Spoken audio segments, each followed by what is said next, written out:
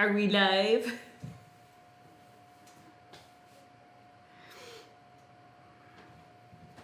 Looks like there's 5 people waiting. I think we're live. The screen is black over here, though. Who knows? Because I haven't faded in. Rude. Alright, I don't know if they can hear us, but here we go. Hey, everybody. Hey, make sure you have the microphone on this It's time. on. I already checked it. It's on. I'm Jenny. I'm Paul. We are with the Go Box and Bango Artist Bar and Studio in Portland, Oregon, which is closed down for a month due to COVID. So we're very happy for you guys, our Go Box subscribers, and those of you who have bought the individual kits.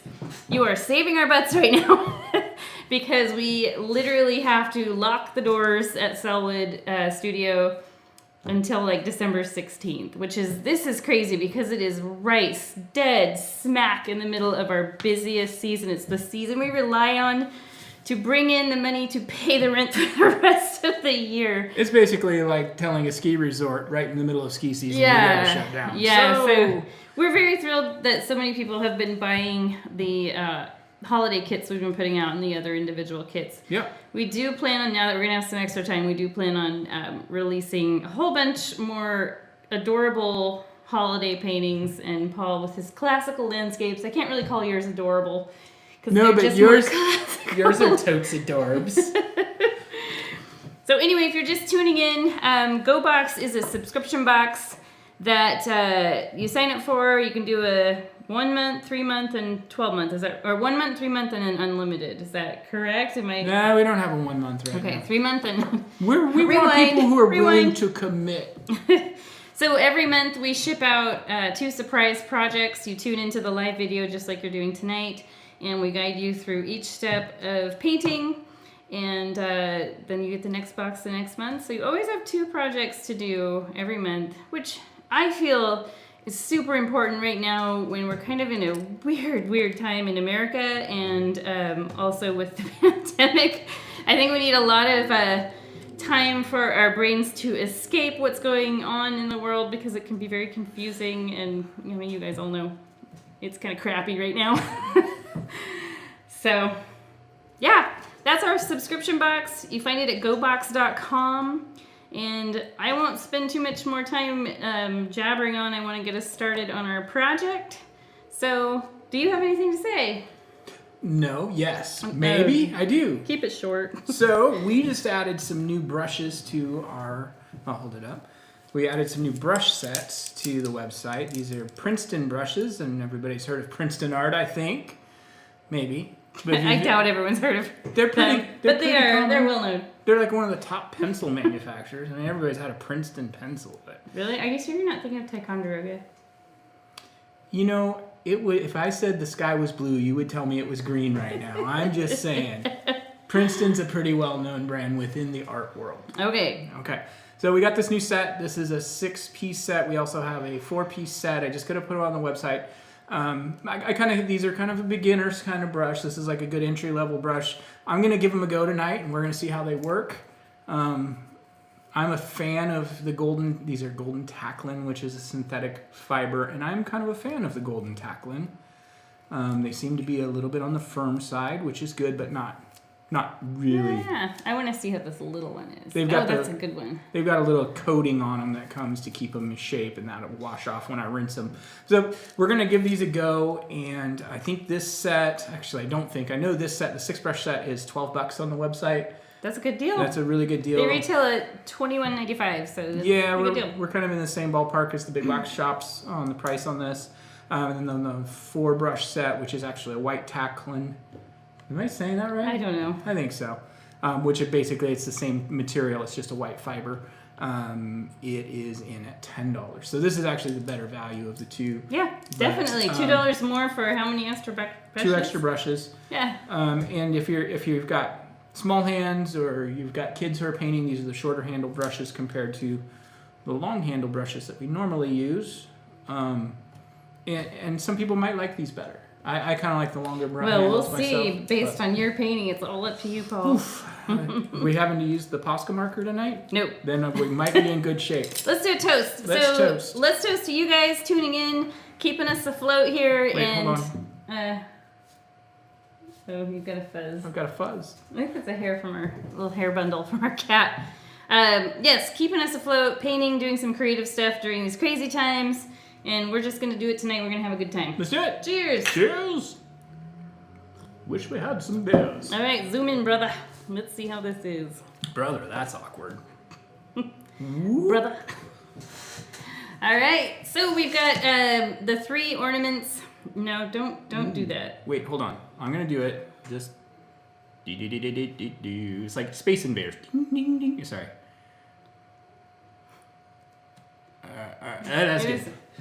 All right. So, let's talk about these. In your kit, this is what we're gonna do. I have 2 very Christmas theme, holiday theme, wintry, and then this one here where it's sort of turning from fall to winter.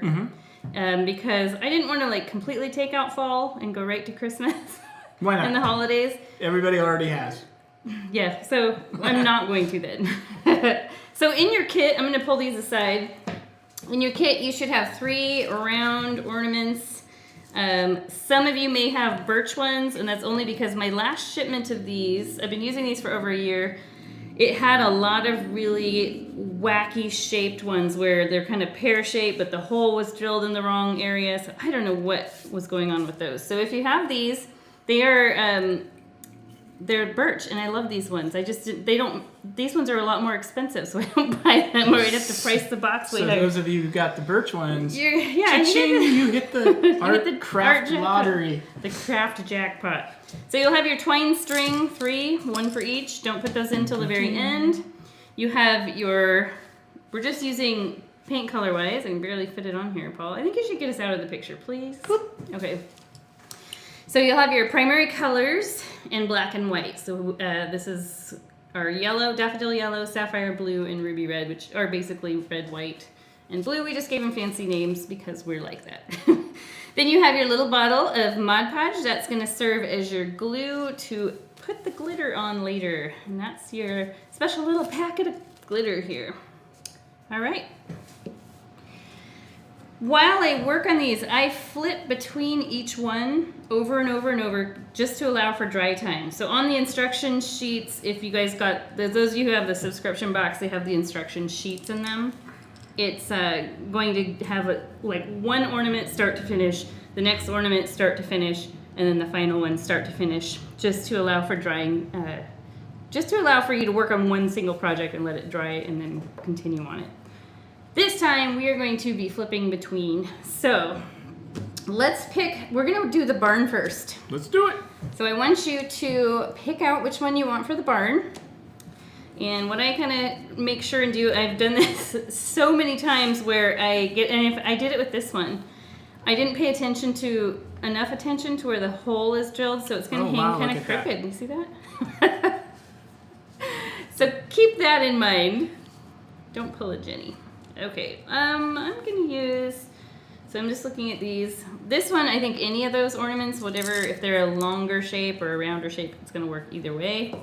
These 2 I think will work good with rounder shapes. And since this one has a lot of smaller detail, maybe whichever one you have that's a little bit larger, although I think most of them are pretty similar in size. I'm going to go with... I've kind of got the advantage today. I've got a lot more small brushes to choose from. Yeah, you do. You do. So first, what I want to have us do is, every time I mix color, I'm going to pull this palette over here. We're going to use our middle-sized brush. For me, it's a number 4 round, but the numbers are kind of all over the board. I thought they coincided with something, but it's just one number 4 in one brand of brush is completely different from another number 4. Hello, Kelly. Thanks for saying hi on the chat. Hi. We don't get a lot of people that interact, no, so it's always feel exciting. free to introduce yourself. So I'm going to mix a color that's about 2 parts white to 1 part sapphire blue. So I'll just pull a little white aside. You don't need a ton of paint with any of this, any of these ornaments. While you're doing that, I feel like our light to the right of us is kind of dulling our colors. It is a little bit. So I am going to make some adjustments on the fly. So this is the color we're aiming for, just kind of a sky blue. One thing you can do here, because this is not necessarily a like sunny blue sky, it's snowing out. So sometimes I like to put a tiny little dot of black in there, just a little, because it's going to go a long way.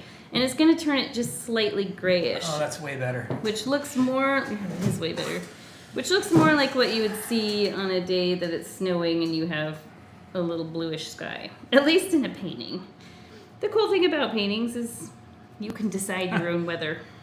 All right, I'm going to scoot this over here. And we're going to take and paint this whole entire ornament. Just paint right over that pre-drilled hole. Go right up to the edges. If you have, like these have kind of a little bark, like a definite outer circle, you can paint over that, or you can have your color paint go right up to that and have that bark circle left on there. So painting a base color over the wood is, I have mixed emotions on it. I think for what we're doing today, it's great. On this one, I love having the wood show. And I'm not going to make the mistake I made last time. Yeah. So one thing Paul did last time is he did his as kind of a wash. And those of you who watched the Forest Ornaments video, he really struggled. We used a little paint marker that month. A little acrylic paint marker, and I almost lost my cool that night. Yeah, you did. I was so flustered. Because I brought too much moisture to the wood. Yeah, every time he used the marker on it, the marker was bleeding out. So this time we have a nice solid coat, which means if you use any watered down paint at all to do anything in here, like some of the tracing, sometimes I like to use a little bit thinner paint. It shouldn't bleed out at all because we have this nice solid base that works like a primer. You keep almost whacking me in the nose with that. Well, your nose shouldn't be so big. Can't help it. So if you hear us putting each other down and teasing each other, it is only because we've been married for 24 years. I totally forgot how many years. We just celebrated our anniversary in October. It was literally like 2 weeks Like ago. literally, once it got after 20, No, I guess it was a month ago. It's hard to remember each one. Well, and we're just busy all the time too. Busy all the time, busy all the time, Okay. busy all the time. So we're gonna let that dry. So we're gonna cruise on over to another blue-based ornament. Hold on. Well, go ahead. I'll let you guys catch up a little bit, and I'll just talk a bit. So on this live video, you guys can pause at any time and rewind, right? You can rewind. Yeah. And this live video is up forever until we take our YouTube page down, which I hope we never do, because this is too much fun for us. We are at 981 subscribers, and we keep telling people that once we get to 1,000, we're going to do some kind of fun challenge. So 19 more. Right? 19 more people need to subscribe to our channel. That's not very many. You said once we get to 1,000, right? Not get 2,000. Once we get to 1,000. Gotcha. I probably said to 8,000. And you just blitzed right through it. We were talking tonight about what the challenge would be. Paul wanted to do like a hot sauce challenge. Well, I like hot sauce, but like kind of, what's the name of that YouTube show? First We Feast. First We Hot Feast. Ones. That's a great show to watch. But I said it probably should be something more art related. I don't know. Maybe people want to see me suffer. I like my idea of painting with hot sauce. Maybe they're like, that guy needs to tone it down a bit. Maybe that would shut him up a little bit. But I might just actually. Actually, that's a good way to shut you up. No, that actually might make it worse. Okay, so probably by this point you're ready to move on. The paint dries really fast on the wood, which is great. So I'm going to push these aside, and now let's figure out which ornament you want to put your snowman on. Snowman. Let's see. I'm going to go with this one.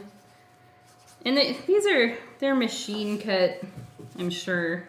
So there's like a lot of times like little marks, and they're not the cleanest little thing. But flip it over. You can paint on the back too. Like do your first round if you want to do a second round.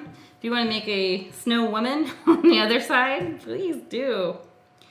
Okay, so this time it has a little bit darker blue. So see the difference? We just pull a little more of our sapphire blue into our mix, so it's okay if it has that grayish tone in it too. If you want it just a pure blue without any grayish tone, then just start over. And this time it would be more like, your recipe would probably be 2 parts blue to 1 part white. Kind of, sort of ish. Everything's a little... You know what you could do really easy on the other side of these while I'm thinking about it? What You could could put we like a fun little happy holiday phrase with some snowflakes and stuff. Like That would be cute. Now, especially if you guys, those of you who did our kit in, what month was that? September that we did the forest ornaments? Yeah. So you would have that white acrylic Posca marker. You could draw snowflakes all over the back with that. That works super good for that. And we gotta get more use out of those markers. All right. So I'm just mixing here. Yours can be a little darker or a little lighter than mine. It doesn't matter. I think the snowman will show up nice against a darker color, like like this color that we did, or darker. I know that like we're starting to having more and more often that we've got new subscribers, and if you are a new subscriber and this is your first month, the paints that you've received are a 3-month supply. So make sure you hang on to, don't use it all, or if you do, we do have replacement paint available to purchase via the website. But and it's cheap. It's $15 for the set of for the whole 5. set. But you actually are getting more paint than we used to do when we used to do little tiny bottles each month. So just be aware of that. We've had a few people on their second month say, "Hey, where's my paint? Where's my paint?" Well, that's where it is. Yes, those bottles we send should last for all 3 months. And you could potentially have some left over. You could. You probably would. You probably will, more likely than not, because none of the paintings take a huge amount of paint.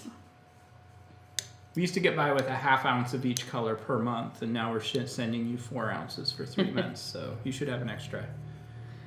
Yeah, we realized how many little plastic bottles were going out there when we would fill paint in every single kit, so we decided to be a little bit more environmentally friendly and just to fill larger bottles that last for 3 months. But these little bottles that we used to supply are so cute. So we do send you bonus colors in those every month, as you guys have seen, or bonus Mod Podge. All right. So this one's drying already. I can feel it on my brush. So far, the new brushes feel pretty good. Yours has such a cool bark. Every once in a while, there's one that comes in like this. These are a type of pine. I read about them. So I was curious what kind of tree they're from. And yeah, it's got that. It's real chunky. Yeah, I like that. Hopefully, they're trees that are like farmed for this or something. I'm gonna guess they're probably the branches from trees that are farmed for other wood industries. Oh, that could be. Could be. Okay, so we're going to put Snowman and Painted Ornament away. And we're going to focus on this one now while the others are drying. And then by the time we're done with what we do for this one, the beginning part, we can go back to our barn. So that's how we're going to play. We are going to rotate, rotate, rotate through each one until finally it's time to put glitter on them. And we'll be all done. So let's go with your last ornament here. And this time, we are going to paint a moon kind of in the up. So this time I want you to pay attention to where the hole is drilled. Don't pull a Jenny there. See, mine still is, I guess it's not super crooked, but it is a little off center.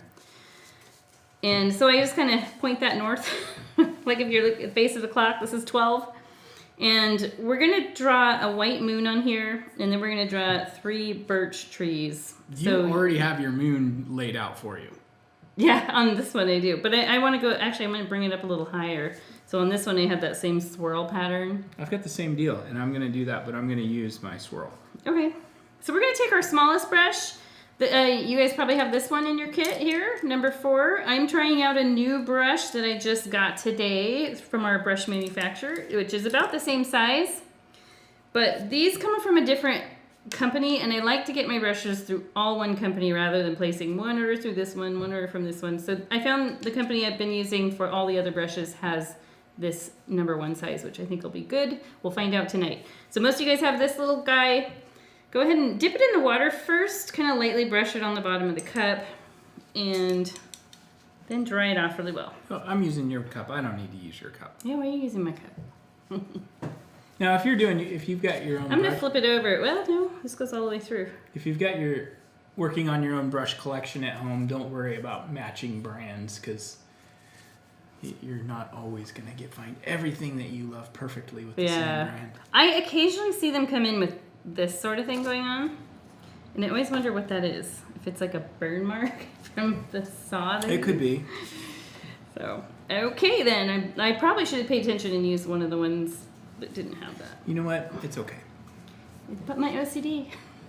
Okay, so I'm going to make sure this is pointed upwards. Dip the brush in the white paint.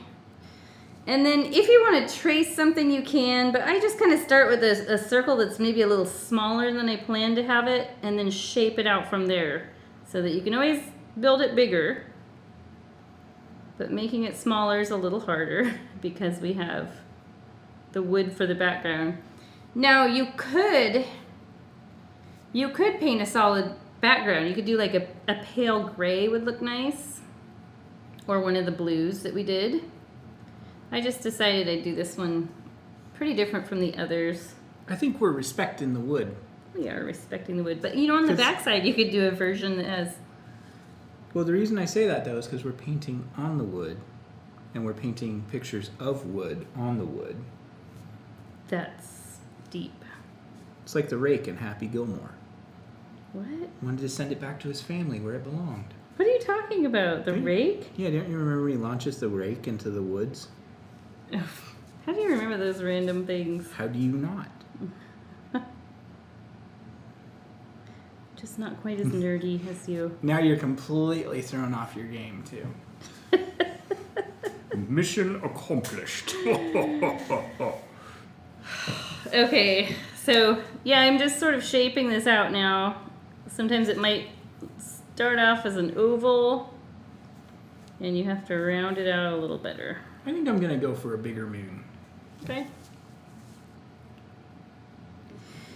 You know, actually having a larger one is kind of cool because it's the only thing on this ornament that we put glitter on, which it kind of gives it this cool, almost, I don't know, almost three-dimensional look. Like it really gives it gives it a luminescence. The illusion that this is back here and these are in front. If you want to put glitter on more things, you absolutely can. So don't feel like you have to do exactly what I'm doing. I'm just going to guide you through exactly what you ordered. So far, I like this brush. It's a little firmer, which I think is good. When you guys are using these little brushes, you don't ever want to press very hard because they can splay out and then it's kind of done for. You can try and reshape them, like some hot water and soap works good for that. At least I've hot water. Found it to work okay. Most of the brushes are a synthetic nylon family of fiber, and they can be reshaped with hot water.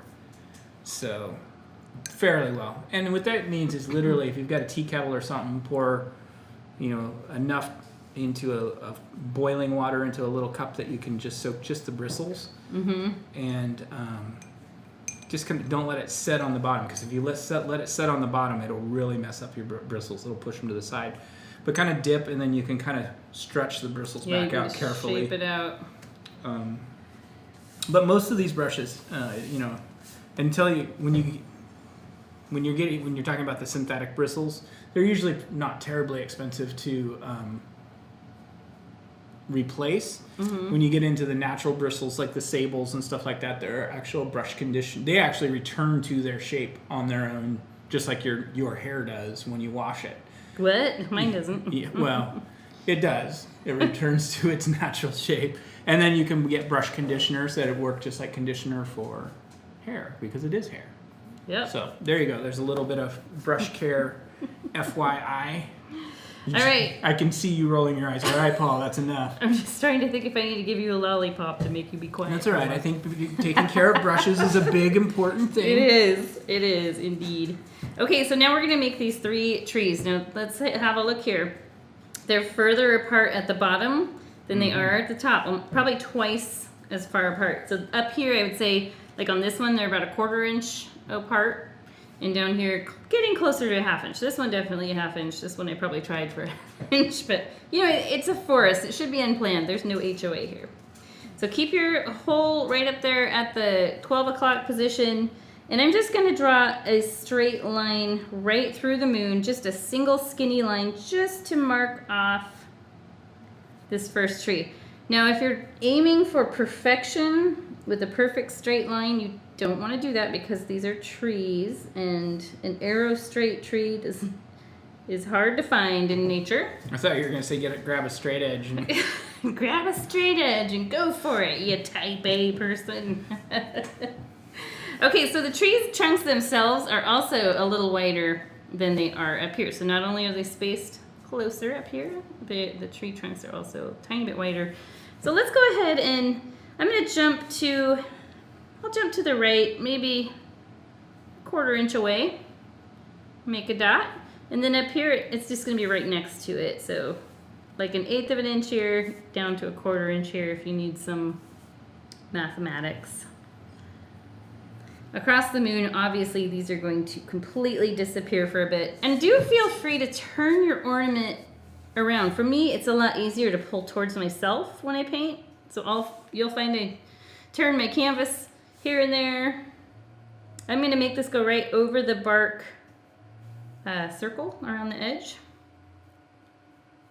I just made that decision right now as I accidentally painted over it, but I think it looks kind of cool that way. I tried to do that on here, I guess. It looks like I did anyway. You know, what's funny is I actually have more success painting away from me on this. Don't forget to breathe. Yep, don't forget to breathe, and don't forget that the trees are wobbly. They're not perfectly straight. In fact, if they look too straight, they look not super real. Now, this looks really weird because it's not outlined yet, so it just looks like, what is happening here? This is really wide, and then suddenly it's really narrow, and they don't line up. When we outline it, it will make sense. All right, so now I'm going to jump to the right about a 1/2 inch-ish, kind of, sort of. Same thing over here, just to mark off these next trees. These outside ones, they're a little more exaggerated with how they're leaning. It kind of helps give the illusion that you're sort of down low and looking up, which you would be in a forest most of the time anyway. I'm going to go up here about a 1/4 inch to the right and about a 1/4 inch to the left. Kind of, sort of. Maybe. Yeah, we don't like to give exact because you want it to be... You want it to look like a painting and not like it's just been graphically printed on here. Or I would hope. Maybe you want it to look graphically printed. Everybody has their own fancies. So again, I'm just doing a single line at first on each of these. I'm actually getting this really cool, natural birch effect because of the saw blade marks. Oh yeah, so you've got your little round has a little more texture. Let's show it. It's Paul's round has maybe a little more texture than mine, or he's using the brush maybe even lighter than me, so he's getting these natural little horizontal lines in here just from the texture. I think it could be that my brush is just a lot softer and more flexible. Oh yeah, it's those Teflon brushes. So it's just kind of floating over and not digging in. So definitely very exaggerated lean here. We need to paint some trees in the background, I just realized. We'll do that. Let's just leave these like this for right now. We'll come back and thicken these up. I have a confession to make. I gave away my last instruction sheet, and so I don't have it to refer to like I normally do. Because I do want to put the trees behind here. But you know, when you teach in the studio, you don't use a reference sheet. I don't. No, I don't. But sometimes when I design something and send it out, yeah, and people are learning from their reference sheet, I like to do it in the way, at least as close as possible to the way it is. Let's leave this. We'll thicken up these trees later. I want to get some of these in the background. Oh, you got your third tree in there too. Yeah. So, go ahead. Live video. Oopsie. Let's set these aside. That's what makes Not the videos. a big deal at all. Easy to fix. If I was teaching on stage, it would be a, oh, I meant to do that. Back to the barn when you're ready. And I'm washing all my brushes really quick. And I'm going to grab a little sip of rosé. It has been quite a day today, I gotta say. I spent most of the day deep cleaning all the bathrooms in our house. I thought you were going to say dyeing our daughter's hair. I did that too. That was, yes, gosh. Our daughter's 14 and she has wild colored hair, which I love. But like half of it's blue and half of it's pink, and it has to be the exact right shade of blue and the exact right shade of pink because she is very, very particular. You should have seen the look on the eyes of the look on the face of the checker when I was buying hot pink hair dye. Yeah, we had to send Paul to Walgreens. So we went to a beauty supply store yesterday, and the pink color we got was really bad. We put it on this morning, and it was really bad because it was pastel pink and not magenta like it advertised. It was a big deal. Walgreens checker was like, okay. Not what I expected. This 45-year-old dude buying bright pink hair dye. All right, so let's go ahead and start working on the barn. We want to use our little brush again. And this is not pure red. If you want it to be pure red, you absolutely can. I kind of wanted a more aged looking thing with the barn. It almost, in person, this looks more of a burgundy, but on the screen, it definitely looks, I don't even know what I'd call that color. It's deep maroon, like yeah, not quite. I'm probably going to start with just red and see how it looks layered over the blue. You could do that. So to make the color I did here, I take red, just scrape some off and put it aside. You don't need a whole lot. And then just a tiny tick of the black, because it will change it pretty quick. I just used the tiniest little dot. It looks like blood. Really? Totally. Yeah, it kind of does. Oh, if you look on the monitor, it looks like blood. Yeah. Looks like, it's like a Merlot color. Kind of. I guess Merlot's a little deeper. Okay, Raspberry anyway. jam. Let's keep it. Okay, so to draw this barn, if you want to go with pencil first and then trace your pencil with the paint, absolutely do it. If keep in mind, if you mess up with the barn, let it dry. Just paint this blue right back over the top. It should cover it. It might take more than just one coat. Or just flip it over and do the back. Pause us and do that. To do the barn, it's super simple. So when in kindergarten, we learned to draw these little houses that are like a triangle on top of a box or square. We're going to do that, and then we're going to make this extra little part, which my friend had a barn that looked just like this, and her little horse would go in here. It would stick its head out the window. So this is just going to go at a not quite as steep of an angle as this, out just a little. And then I leave a little of that sticking out for the overhang there. And those just join up. And we paint it all one solid color. You won't see any of these little marks. So triangle, square, then this extra little horse part. Okay, oops, wrong one. Where does it go? So make sure that the hole on this is not like mine. That would be hanging crooked because I was apparently very airheady, not paying attention. And let's just go to the right of this and drop down just a bit and go ahead and make, half of this barn, more than half of the barn. I mean, 3/4 of the barn shows and like 1/4 of it is off the edge of the ornament. So let's go to the right just a bit, drop down just a bit, make a dot. That's gonna mark off the top of the barn. I don't know what that is. This part's easy, just angle back like you're drawing half of a triangle. A wide triangle. And then this side, you want to bring down to about this level.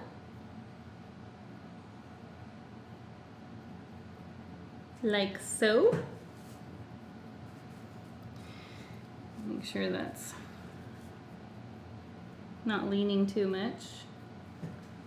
I have a tendency to turn this thing a little bit here and there while I'm working. Now, if it's easier for you to visualize, go ahead and draw this line and close off your triangle.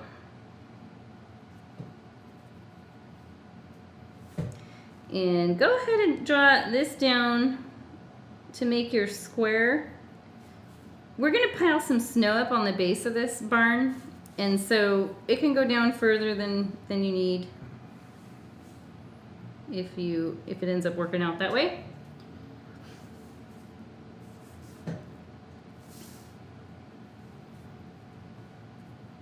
I had plenty of sky room. I could have gone a little taller, but now I've got a lot of room for snowflakes. I guess I could go just a tiny bit taller. This is how it works. You sort of shape things out as they come together. Come together right now. Now this part, the horse area, just goes out. Just a line. It's not quite as steep of a pitch as this. And then I'm gonna make this little closety area, stable area. And now we fill the whole thing in with the color that you used.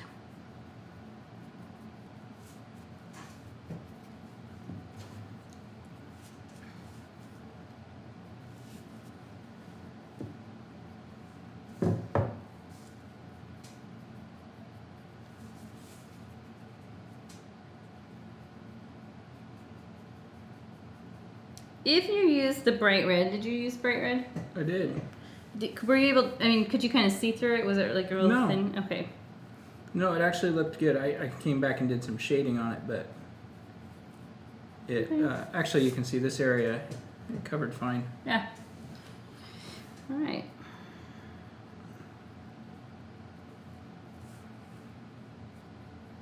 So we've got the starting shape of a barn. And then I'm going to do a few things to age the wood on here.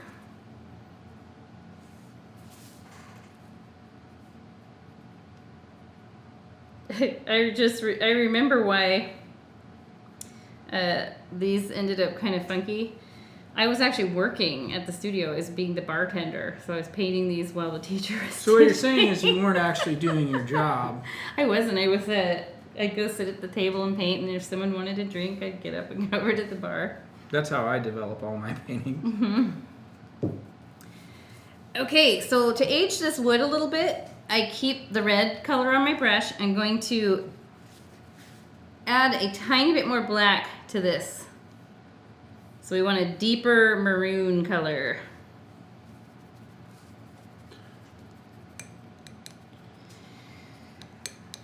This is more of a Merlot color. The other one was, I don't know, cranberry juice. First, what I do, just looking at different pictures of barns, there's a little line that goes across here. If your barn is too wet, it hasn't dried enough, like mine kind of is, not quite dry enough, so this isn't sticking quite a bit. So I'm thinking, I'm gonna try this out. So what I'm doing right now is I'm just streaking some vertical streaks in here, like they are the wood planks. Just giving it a vintage vibe. And it, like I said, if it's too wet and it won't stick, we'll just wait and go back and do some more of that. I think I'm gonna have to. It's not sticking quite as much as I want. A little harder to see on the video. Here, if I turn it like that, you can kind of see what I'm talking about. Those streaked lines, so it makes it look like it's wood planks that have been painted red, but they're kind of aging a bit. Lucky for us, this dries so fast on the wood, so I'm already able to get a little more on there. If it doesn't show up enough, just add a little more black to your burgundy color. You don't have to paint that dark color all over, just skip some spots, leave some spots that are more reddish. I think it's really easy to overdo the stripiness too. Yeah, I don't think it would look bad though. Depends. Yours looks Yeah, but what I mean is like you don't want to get into like circus temp. So I'm doing a horizontal line across here to divide the loft, the hay loft from the bottom part. Growing up, my best friend had a barn that looked just like this. It's not the person that had the horse area over here. This was like sheep. They had sheep inside here that, I mean, whole back of this was open, and it was open to a field, so the sheep would come in there. But we we spent the night out here in the hayloft and came running back in the middle of the night, probably like 2 o'clock in the morning, because there was a bat in there with us, we found out. Funny, the painting can trigger some old memories that you may have buried. Okay, so we're gonna set this one aside, let it dry up. Then we can come back and we can paint a little snowbank on here. Or you can come back if needed and add a few more streakies on there. I'm actually kind of liking the way mine is looking.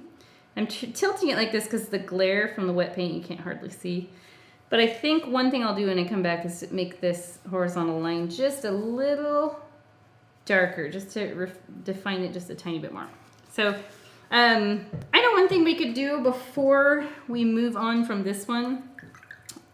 This does have, I have it so it has a black outline on the top, and then the snow is banked on top of that. So the black outline would be the actual roof. So take your little brush, clean it off, dry it off. You can kind of shape out the bristles a bit to make it nice and pointy. And dip it, the very tip of the bristles in some black paint. Go ahead and just outline the top. If you mess up here, it is no big deal because we put the snow, little tufts of snow on the top. Or we basically just outline it with a thick layer of white. And that can correct any weirdness that happens here usually. I'm digging these brushes. Yeah, I'm really actually liking this one a lot too. All right, let's set this guy aside. And we are gonna go back to our snowman. So bring these guys up here. So cute. I love that type of painting where we're just seeing part of the snow person. So what we're gonna do here, we're gonna paint the round circle for the head.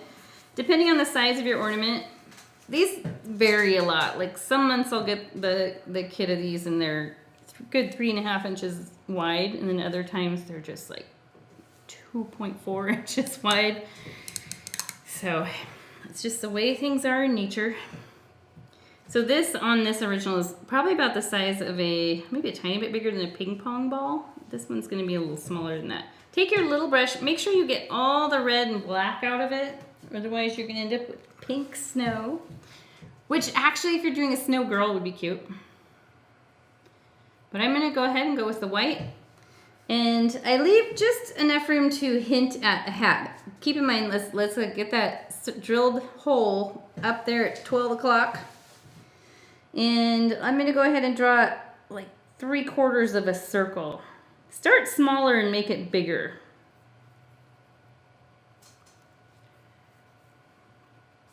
So you can always add more. But remember, any mistakes on this, pause us, grab your hairdryer, dry it up, and then paint over it with your base coat. And you'll be golden, good to go, ready to move on to the next part. So there I've got about 3/4 of a circle showing. So should we do an Oregonian snowman and put bits of gravel and grass? Yeah, that's how mine always looked. Dirt, grass. The occasional gravel pebble. Well, we are living proof that you can make a snowman with less than 1/2 inch of snow. Yeah. Well, I mean, we're not living proof, but we have experience. Yes. Okay, so this next part is the abdomen part where the scarf goes right, between the neck and this. I'm gonna round this out. It comes out maybe a little further than the head. I like that look. A little, maybe slightly melted. Maybe actually what we used to make is snow yetis. Could be. Because they're fuzzy. I'm gonna fill this whole thing in. Now if you feel like you wanna go to this brush, your middle-sized brush, to fill it in. Most of these ornaments are pretty small, so either would work. I like to use the middle brush for larger fill-in areas so that I get a pretty smooth coat on. With that little tiny one, you're kind of digging a bit in the paint so it can leave brush marks that are not super great. That's actually a good idea. What? Using a little bit bigger brush. I'm not an opponent to using a small brush to do it, but that's when I'm doing landscapes, it makes more sense. So this one might require a second coat of white if your first coat is kind of streaky, which mine is definitely. I like it to be pretty pure white so that we don't have any of this bluish showing through. So I'm gonna leave that to dry. And let's smooth this out just a bit. Okay, so I'm gonna leave that to dry, and I'm going to go back now to the aspen or birch trees. I don't know, are these aspen or birch? Take your pick. Okay. So this is the one that I did a live video goof on. My first one. That we That's not told you bad about. for over a year. That's over a year of doing this. So my goof was, if you're just tuning in, I wanted to paint these trees first before I got these big guys on. Because they're behind. You can see how some of them are, the birch trees overlap. And I was working on this and I realized, wait a minute, there's a step missing. So we just have these skinny lines in the moon right now. On the instruction sheet, we have painted the moon first, and then we go right to these trees in the background. But we want to mix a color for those, and we're going to use this little brush again. Make sure you clean it off, get all the white from your snowman off, and I'll show you what color we make. We have much more paint on this palette than will be used at all. These wood things take such a small amount of paint. Unless you paint the backside, which I recommend you do. Okay, so I'm gonna make orange first. So yellow and red. Your daffodil and ruby. Make a nice carroty orange. What? Carroty. Oh, carrot. Carroty orange. I was like, huh? Maybe a tiny bit more yellow. I'm just like practicing for the snowman carrot later. But to make the color for those trees, it's kind of a brownish shade, so I'm going to mix some black in this and just stir it around. You can leave some of this for the carrot or make more later. I mean, it's probably going to dry on this palette anyways. And this is where you can have some fun. So if you want more of a reddish toned tree, like a reddish brown, you can add a little more red in here.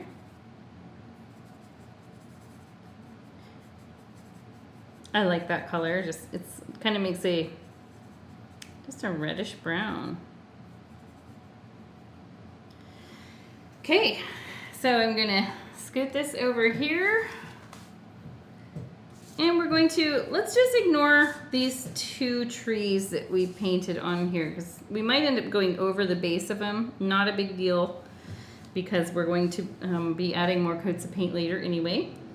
But I'm going to draw some individual tree trunks. So these are pretty much straight up and down. So your drilled hole is at 12 o'clock. And these are just little skinny lines. And literally, mentally, I want you to pretend these trees are not here. These white ones. Because you might end up painting over one partly. I try to make these different heights so that it looks a little less planned out. Let's see, I'm going to do one that kind of goes right through this because I'll just paint that white over it.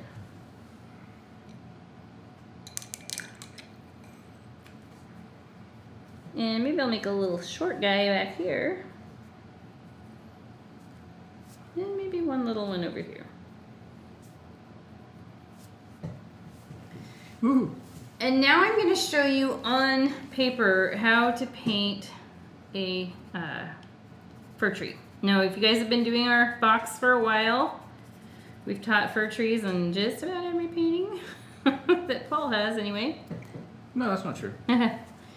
So what I do Several first, we do just like we did. We paint that tree trunk. Most of this gets covered up, so if you end up with wonky looking tree trunks, it's not a big deal. Some of them might show on the bottom if you do like a Douglas fir type of tree, which is what I was doing here apparently. But other ones I brought the foliage all the way down because in a forest you'll find lots of different breeds of tree. So at the very top I make a few little dots because think about it when you get a Christmas tree at home.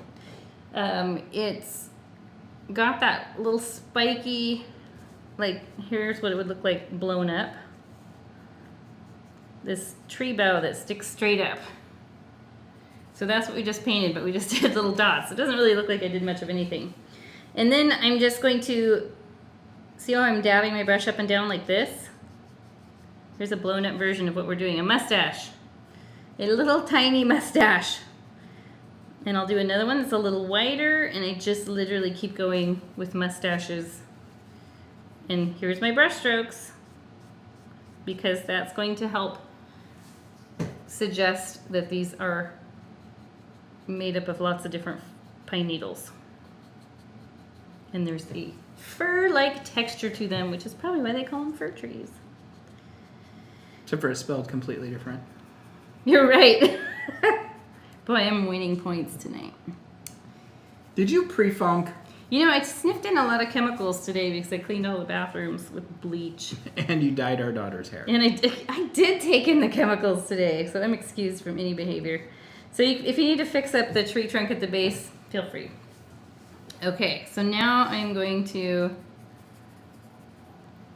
make more paint because Paul's used it all. I've used hardly any. And I'll do those little furry tops on each of these. Sometimes it's easier just to go through and do them all. I don't really know that this even does much on these tiny trees.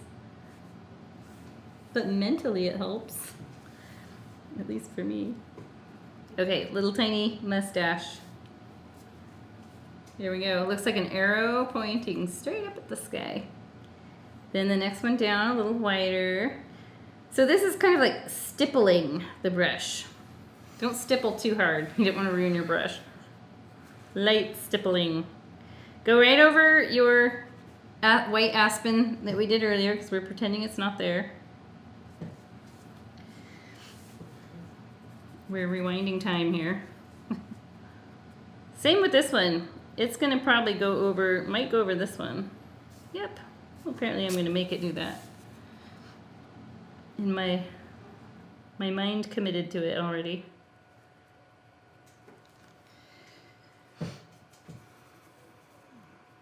Stop stealing my paint. Give me a palette.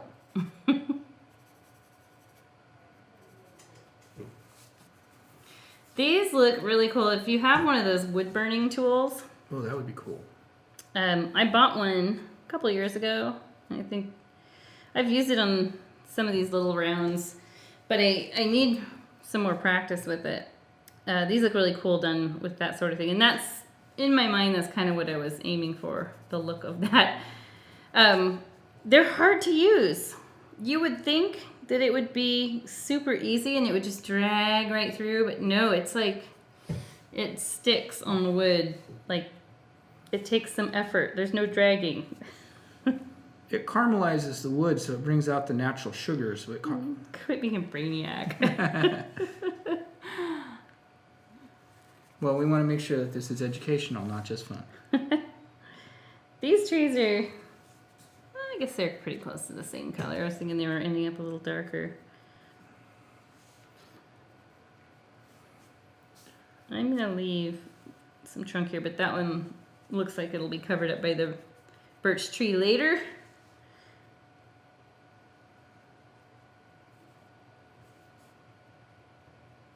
Just pretend like you're painting some delicate tiny china cup. So your paint strokes are going to be very delicate. You don't have to push hard. It's just the lightest touch. 3 hairs and some air, as Bob Ross would say. He came up with some pretty solid phrases. Solid. So I'm going to leave that. It looks really crappy right now because of this weirdness with the birch trees, but we'll set it aside, let it dry, and it will come back. Let it dry. Let's give our snowman another coat of white. Let it dry. And then we're going to go back to the barn. So if you're feeling like we're just bouncing around a lot, we are. Just drink your wine and tell your brain to be quiet. Second coat of white. Much better Much, much better.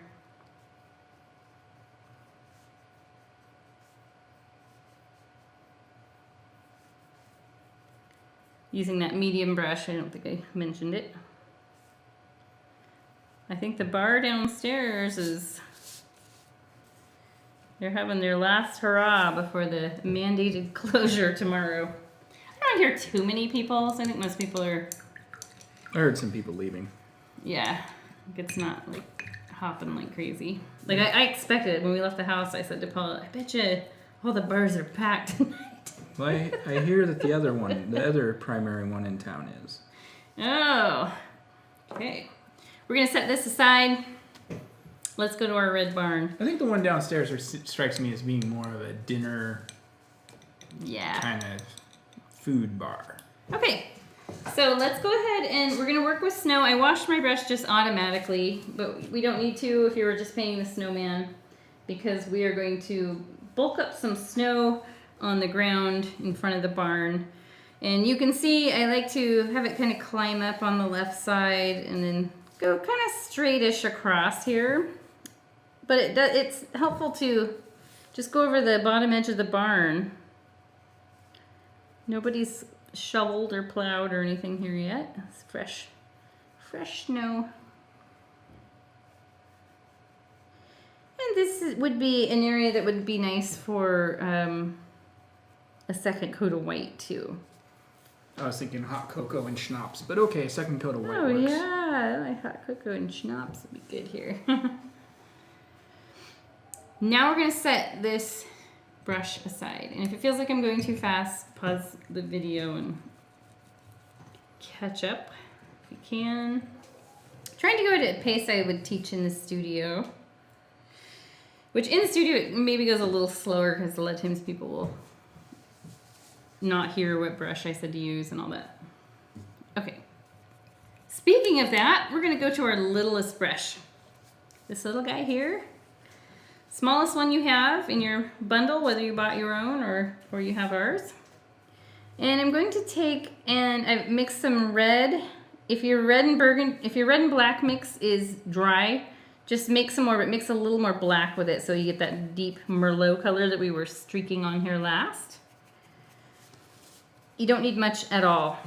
And I'm going to go now and just make this a little sharper, this dividing area between the bat loft, the bat loft and the lower area. And then if you feel like you need to age some of this wood a little more, you can definitely do that. Or if you think that you would like it if some of the red was brought back, like some brighter red, you could streak some just bright red on there. Just giving you some options here. That's kind of fun.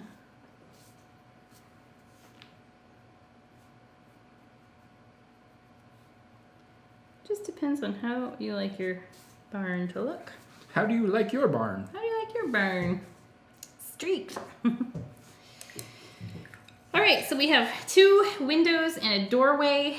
At first, they're not going to be super noticeable. They are going to disappear because this is such a dark barn, unless you did yours bright red. Let's see yours, Paul. Let's look at Paul's. Paul's. Yours is... It's bleeding. Yours looks like maybe like a small tornado came through. It's just aged. It is. It's aged. So before we paint the windows, I actually just thought I want to paint this birch tree first. It is your littlest brush and just white. And just like the ones that we did over the moon, it's going to disappear right over here over the base of the snow. And it's, no, I'm just about to do the exact same thing that I did with the last.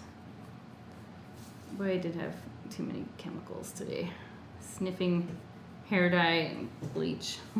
What were you getting ready to do? I was going to paint this birch tree on, forgetting that I have these 2 back here. Oh.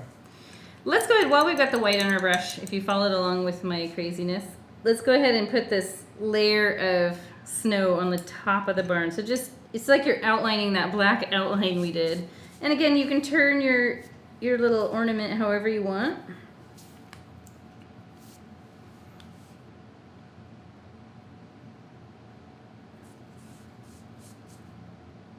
I'm realizing tonight how much I rely on those little instructions as a guide. That's bad. I've gotten reliant on them.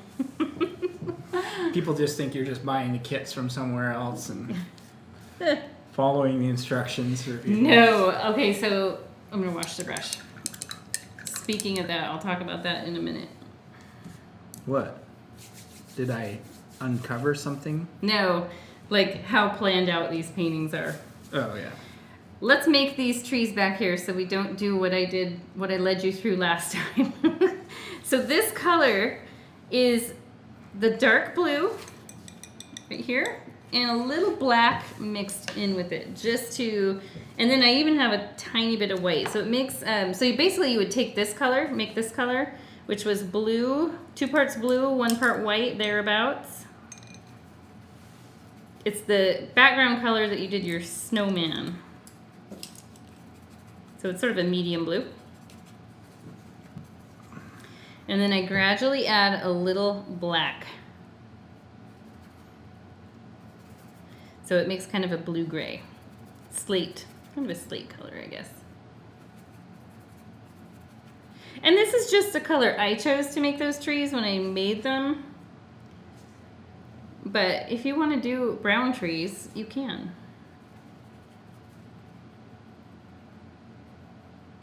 All right, so we've got a nice color mix going on there. And we're going to do exactly what we did on these. Draw the tree trunks first. Here they are. I have a tall one and then one that's up the hill, so it ends up being about the same height, but you can see it's a shorter tree. So let's go ahead, plant it on here wherever you want. You can lean a little. If you don't have room for a second one, then just do one. I'll just make a little short guy over here. And now we'll do what we did last time, the little furry points at the top and the mustaches. You can bring the foliage all the way down to the ground if you want more of like a noble type of tree, or you can leave a little trunk showing like that if you want trees similar to what we were doing on that other birch ornament. Yeah, what I was saying about how planned out these paintings are, I have done 5 different trial paintings for the December box, and not one single one did I like. So I actually picked one that I had done a year ago that I loved, and I just didn't think about it, and I found it in my my phone photos, and that was the answer. That's the one we're gonna run. It's really fun. It's on one of the birch panels, the square that some of you have done before, and it has, let's see, it's called Merry and Bright. It has a little snowman with some magical tree that's all lit up. It's super cute. We'll show you on our GoBox Facebook page. So speaking of that, if you are new and you want to join our painting discussion page where the students who are doing this post their paintings, we post ours. It is on Facebook and it's called GoBox Art Crate. That's the full title. It's not just GoBox, because just GoBox will bring you to our business page. But GoBox Art Crate is where the magic happens. That's where we discuss all the things. And it's a group. It's a group chat. Yeah, it's a group, not a page. Not a chat. Yeah, just a group page. Okay. I washed my brush. I got my blue-gray trees done. Got myself out of that potential disaster there. We'll paint this on in a little bit. I want to paint the windows. Oops, I'm sorry. I keep tapping the table and it's shaking. I want to paint these 2 windows. The little horse peekaboo window, the bat loft window, and then this big doorway. The doorway is nice and big so that you can fit some kind of small tree in there. But if you can't fit a tree, you could also do, I was thinking about this, you could do a garland around here. That will come later. Let's go ahead and paint the big, well, let's do this little square window up here. It can be square, or it can be like a rectangle on its side, but it's pretty small. Just leave enough room to outline it with white. Let me tilt this just a bit. Pretty dark. That's why we outline it with white, because not only does it look cute and more barn-like, but it definitely makes it show up. Then I'll do a little square window over here for the horse to poke his head out. And now the doorway is nice and big.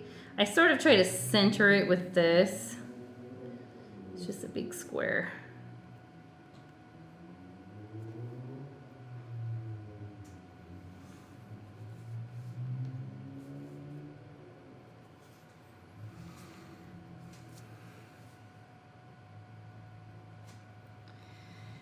Fill it in.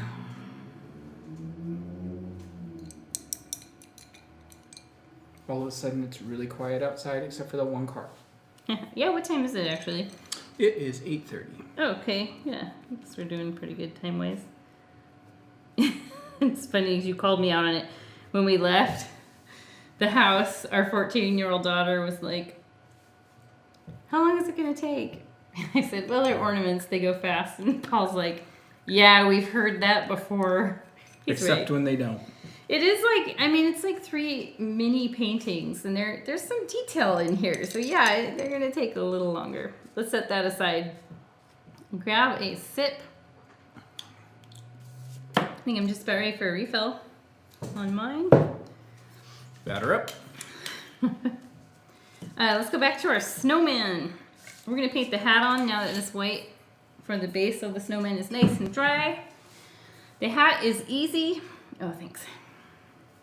It is curves with the head, and then I have this little vertical line that kind of goes out at an angle and back, and then the top is obviously super easy. It's just one line. Let's take our little brush again in black. And first what I'm going to do is I'm going to give him a black headband. So it's kind of, it Can curves. I get a headband? Just kind of curves so that we're sort of seeing up a little bit. If you had made it go straight across, it wouldn't look quite right. So slightly curved. Then this is going to go out. See how I angled it out? I love that, how it's sort of angled out. And then parallel your curved line back to off the edge of the ornament. Let's go ahead and fill that in. Looks like he's wearing a little sailor hat right now. It's the Stay Puft Marshmallow guy. We just watched Ghostbusters. What was that? Around Halloween. Yeah, I think the week of Halloween. And just looking at my drilled hole here. The top of the hat you want to indent a bit because this part of this shows. And I'm just going to go off the top of the ornament. Happy birthday. And this ends up looking really cute because we put the white snow and glitter across here. So that right now it looks a little funny because there's no real separation between the two, the hat brim and the hat part itself.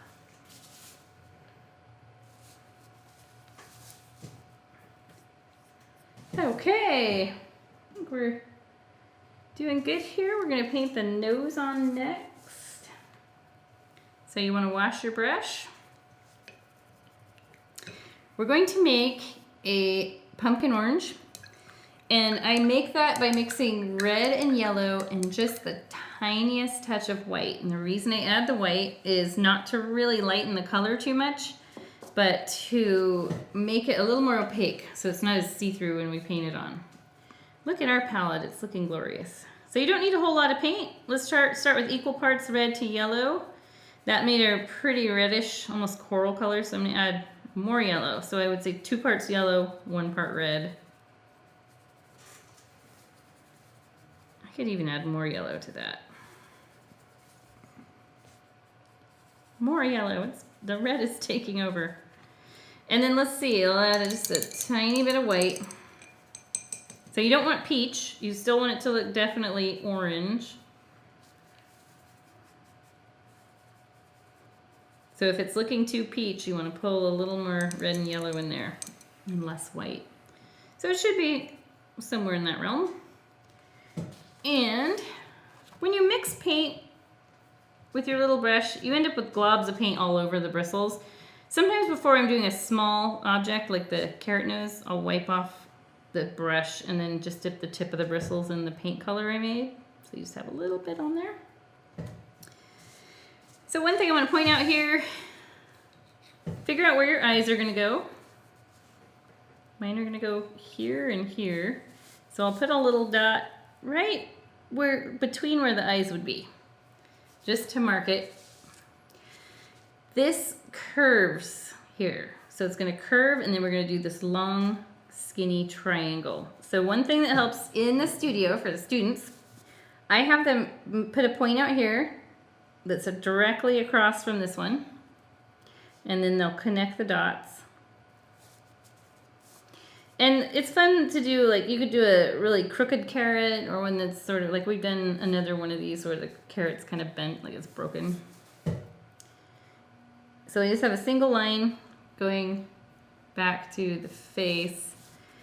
Then this I'm going to curve a little. So it's like you're making a backwards C shape or crescent moon shape. And then I'm going to connect this, so you want it to end in a sharp point, as sharp as you can get it with these little brushes. And you can always clean up, like I could come in later with some of this blue and clean up and make it pointier. But I'm going to fill this in. It will definitely need a second coat because that's just the way this orange is. You can see through it and see the white. But we can work around that while that dries. And we'll put the eyes on, and the scarf, the mouth, little cheeks. Let's go ahead and do the cheeks first, so that way we're not smearing black paint from the eyes around. All snowmen should have blushy cheeks. They're cute. So I'll take a tiny bit of red and mix it with a little white. It's very light. The color's pretty light, like bubblegum pink. You can't yawn yet. Yep. And then I'm just gonna sort of dab this into a circle around here. And the cool thing is, if it ends up looking too red or too dark, you can wipe your brush off, and even while it's all still wet, just take a little white and blend it in around the edges. Even use your fingertip if you want. I actually liked mine that real pink color, so I'm gonna bring some of that back. And the eye will probably overlap slightly. It came really close on this one. Wash your brush when you're ready. Let's go ahead and load up the tip of the bristles with black. And the mouth, I'm literally just going to do right under the nose. You want to make sure that you're not going over where the scarf is going to go. Just little tiny dots that sort of curve in a smile shape.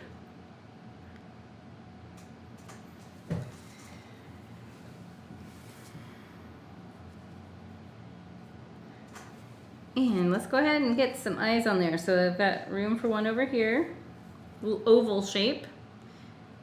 These are usually just rocks you find on the ground, so don't worry about making a perfect cylinder or oval. And I'll do one over here. This one would technically be a tiny bit smaller than this one because we're sort of seeing a 3/4 view of the face.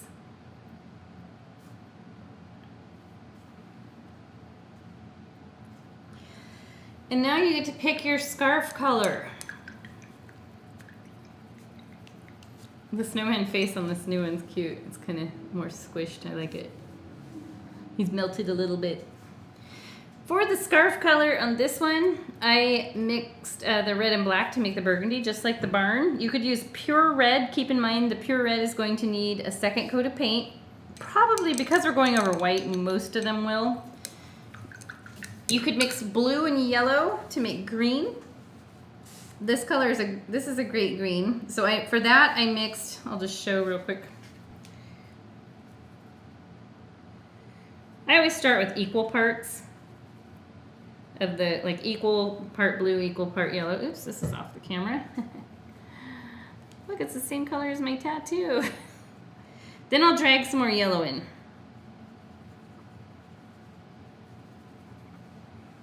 It ends up making kind of an avocado, but I do like to add a tiny bit of white just to lighten it.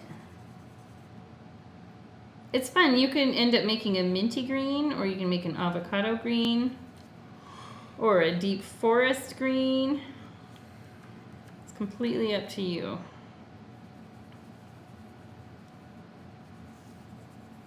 I think I added a bit too much white. Let's keep this green. It's the same color that we use for the Christmas tree and wreath on the barn. So we'll just keep some of this around. And you know, this time I'll do reverse. I will paint the scarf in green, and maybe I'll do like burgundy polka dots on it or something. To draw this on, think of it like your snowman has like a little collar. So he's gonna round with the head, like it's almost like you're outlining the bottom of the head circle. And then out here, I go out into the sky just a bit, slightly curved, and I just parallel this line back. And before I do anything else, I'll fill that in.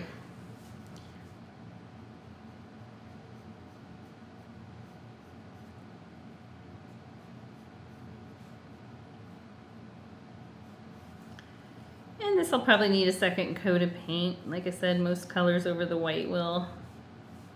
Then if you have room and you want to do the little tassel thing, or not tassel, whatever you call it, it's the other part of the scarf that hangs down, you can do that here. You want it to be as wide as this is, or it wouldn't quite make sense. So mine's going to end up going off the canvas some. He's bundled up. Cute, I like it. I'm going to let that dry. Now I can give the orange carrot nose another coat of paint, I think. I think it's mostly dry enough. Wash the brush.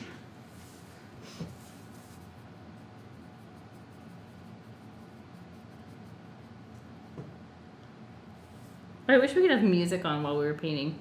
We could probably figure out some way to do royalty-free music. Yeah, if it's good kind. That one channel you subscribed to had pretty good royalty-free music. Yeah. But we had our little Bose system on once in the background, so quiet. And YouTube like flagged the video because I think we were listening to like Tool or something. It was. It was like a Halloween painting. Yeah, but it was so we were like, let's put on Tool. The funny thing is the song that flagged it was like a song I have never even heard of and an artist I've never even heard of. So it was like, and I'm kind of a music guy, so it's not like funny. Okay, so this, I think at this point I'm gonna set this aside. Just double checking my notes. Yeah.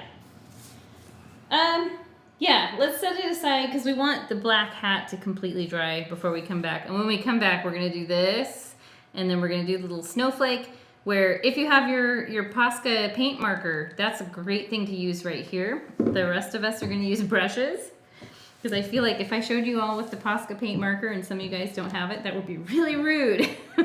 So I'm going to set this aside, and let's go back to, let's go back to the barn. There's not a ton left to do on any of these.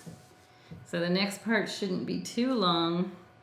Let's give our snow down here a second coat of paint. You can use your medium brush or your little guy. I'll just use the little guy because I'm going to be using it to make the birch tree anyways. We have this painting on a 10 by 10 birch panel that quite a few people had signed up for. It was coming up next month, and it was when we looked at the calendar, it was going to be one of the days that we had to be closed because of the shutdown, the mandated shutdown. So I think I'm going to make it as a at-home kit. It's so cute. You have a lot more room to do some fun stuff, but it is almost this exact painting, and it's on a 10 by 10 birch panel. So that'll be coming up soon. I like the birch panels for the winter because like a lot of people like to pack them away.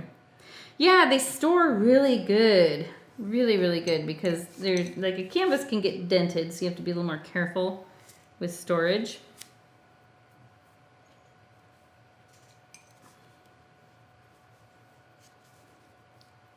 To me, it always looks like an East Coast painting because I think the birch panel one I do has a cardinal in the tree, so I always think of like East Coast. Yeah, we don't have cardinals here in Oregon. No, so. we don't. I wish we did. I love them. They're so neat looking. Let's outline our windows now. Just light touch. Use the lightest touch you possibly can. Just lightly drag the tip of the bristles around. Doesn't have to be perfect because this is like an old aged barn with some of these little window trims maybe have been repaired millions of times.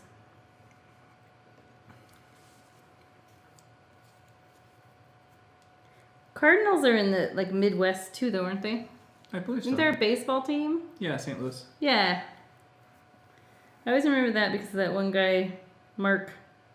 What's his name? Mark McGuire. Mark McGuire. Yeah, the home run champion. Well, that one year when he and Sammy Sosa were. Then they got busted. That's kind of. So keep in mind, like this outline on this one ended up a little thick. It's not, I'm going to leave it. I don't think if it was thicker than this, I might clean it up. But if you ever needed to, you can clean up from the black, working from the inside out. But make sure this white is dry. Now we'll do what I tried to do earlier. That's this birch tree. It's one brush width. You can go from the sky down or you can go from the ground up. I think I'm actually going to turn this upside down because I'm crazy like that. And I like to pull towards me, but I want it to be thicker down here. It's a little easier for me to lighten the pressure on the brush if I'm pulling towards me. So I want it to be a little thinner at the top, not a ton. It could even be the whole entire tree trunk could be the same width all the way through. I think that's pretty close to how this one is. Mine has a big knot in the side, it looks like, on accident. I can't stop my fan from shaking. This small work. Small work it's hard, as you guys probably know by now. Okay. That looks good. I want to put a little snow on the trees behind it. I don't want a lot because I don't want it to detract from this part. Let me clean that up. So right now I've got a lot of white paint on my brush, so I'm going to wipe it off on the towel and just have a ghost, what I call a ghost layer of paint, which is a very small amount. And I'm just going to dab it pointillism style on some of these tree boughs back here.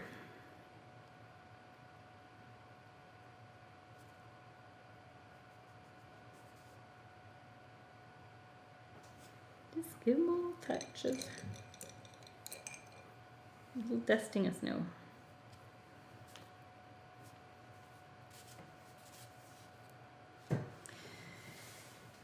Let's go ahead and, thinking out loud here,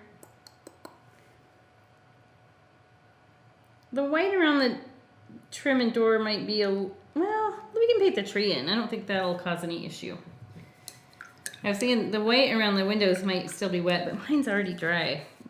We have to paint the wreath around that, and I was concerned about the white smearing into the wreath, but this one was done a bit ago, so it's already dry. I'm going to use that green I already made for the scarf. And if you didn't make that yet, it was equal. I started off with equal parts blue and yellow, but that was a little too teal. So I added more yellow and even just the tiniest touch of white to get something it's not quite avocado. It's a little richer than avocado color. My avocado looked like that. I would probably not eat it, just for safety's sake. But we're going to paint this cute little tree in the barn door. And remember how I had you paint the tree trunk first and the tree boughs? This time I just start and I just dab the little mustaches around because it's such a small tree. You don't really need to do a tree trunk. And in fact, this one's just a blob. It's a painted green blob. And you don't have to do this. If you want it to be like a non-Christmas thing, you can leave it off, absolutely. Or if you don't want to do the tree, but you want to do like a garland around the doorway, you could do like a swagged, like it's scooped down and come down the sides. That would be cute too. Then I do a wreath around the windowsill, or the window up here. And I'm literally just dabbing my brush up and down as I go around in sort of a bushy circle. And you might overlap your window trim a bit. Not a big deal. I definitely did on the original. Nice, big old wreath. Jenny got a big old wreath. Okay.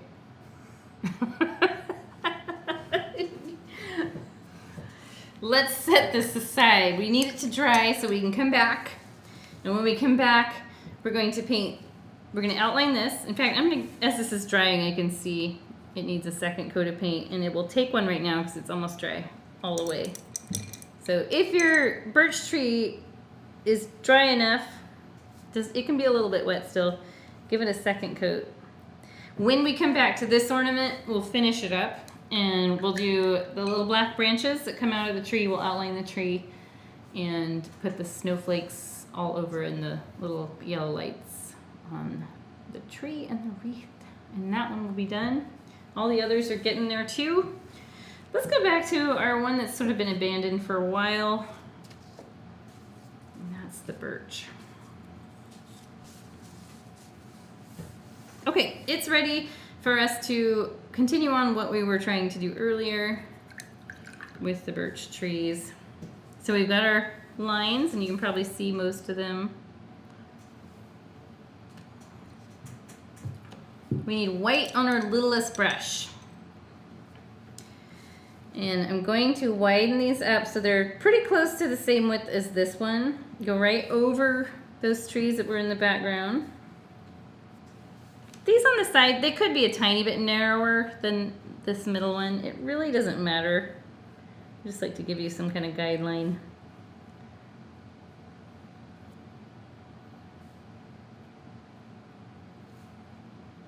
Okay. Might need another coat of white right here where you can see the tree through it. That would be kind of weird in nature. I'm going to turn this around and clean up the top edge here.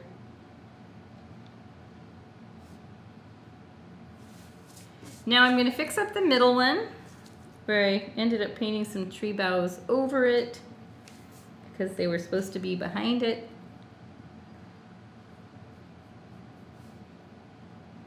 And they will likely need a little hit of white again to cover them completely. And finally work on this last tree here. This one is going to end up covering a lot of this fir tree that's behind it. I almost could have left that fir tree off. Oh well.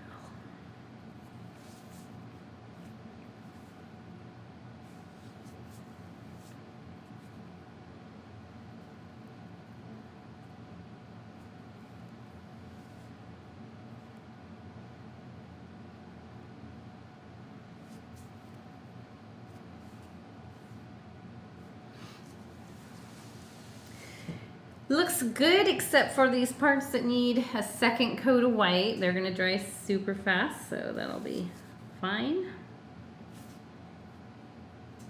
What uniqueness are you doing over here? Nothing. Nothing unique? Not really. You're skipping ahead. I'm just painting.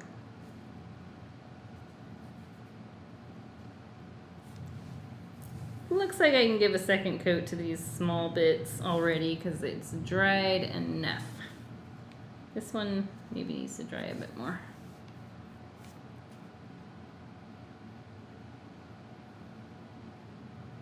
The rest of this ornament goes pretty fast. It's just outlining and adding branches and then the foliage, which are little dots done with the handle of the brush like we've been doing before in other paintings. So I can set this one aside. I think the design of this one I love, actually. This is probably, no, I hesitate to say it's my favorite. I think I like them all equally. So I'll set this aside. And let's go back to our snowman. The scarf definitely needs a second coat of paint because of how streaky it looks. So I'll do that first with my green.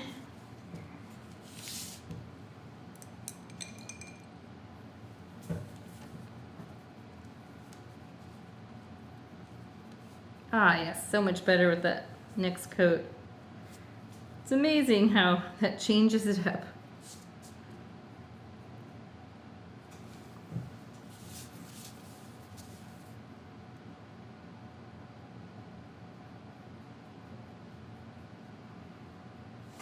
One of the things we started selling on our gobox.com page, which I think is really good for this time of year, are family boxes, or party kits, I think they're called. And that would, you can buy them in, I think we have them set as 3, 4, and 5, but if you have like 6 people or... Buy 2 3s. Yeah, that's true.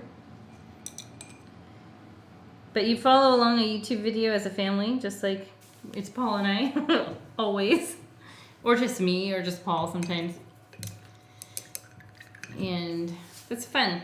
I have one that's a gnome that I have, I've already promised people I'm doing a video on it. And that's a great one to do as a family because you can, actually we already have a gnome on there.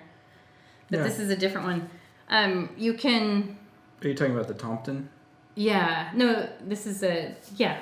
Because there's the one with the girl that has the braids. Yeah. As a family, it's fun to see what everybody does different. That one you can really customize. Okay, I'll stop talking now. Let's get some white snow on here. I put a tiny bit more orange on the nose. I saw a couple spots that when they dried, they just needed another coat. I'm gonna go ahead and start with this, and I literally just dabbed it on pointillism style, just like we did with the trees. And just white on your little brush. Don't press super hard when you do this, because you don't want to damage the brush, and it doesn't take much of anything other than a light touch. This will divide the hat from the hat brim. The brim of the hat, I guess. You are correct.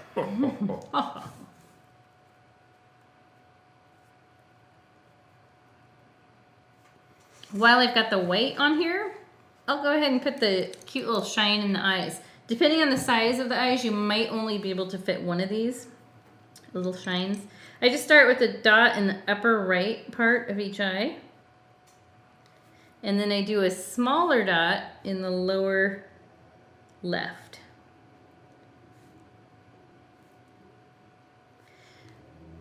That one didn't end up being much of a dot. And then on the carrot nose, a nice shine on there we'll do later because I want to outline the nose first. But let's go ahead and make our snowflake. It's super easy. It's just literally a straight line with an X through the middle, so you get a 6-sided snowflake. Wherever you want it to go, I kind of like to make it look like the snowman's looking at it. Really super light touch. I'm just barely dragging the tip of the bristles across this wood ornament. So I did a single line, and then my X, I want the lines to be pretty close to the same length as this one. I guess they could be a little different. So here's the X, and that will give you a 6-sided snowflake. You can leave it like that, or you could do like little lines at the end of each of these, which dresses it up cute style. You could do little dots in between each. I mean, there's lots of different things you could do. Some people are really, really good at these. And you can get really fancy. Some people are really good with the tiny brushwork. It's a little bit of a challenge. What I'm going to do now is I'm going to, normally I use the handle of the brush to do little dots, but I wanted these pretty tiny, so I'm using the bristle end. And technically they would be over the hat too. I just must have been serving someone a drink at the time I decided this. Double duty. Sometimes that's how it goes. We lost a lot of staff when we were closed for 3 months with COVID because their unemployment ran out, and then when we were open again, we had very limited hours because a lot of people didn't want to go out. So yeah, Paul and I have been in the studio a lot, which is fun. Fun, but it definitely Definitely adds to the daily stuff.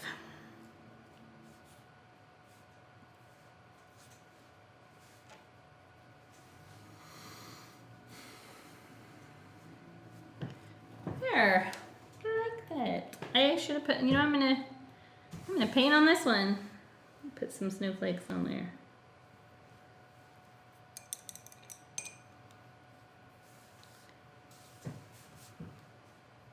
Looks like a polka dot pattern now.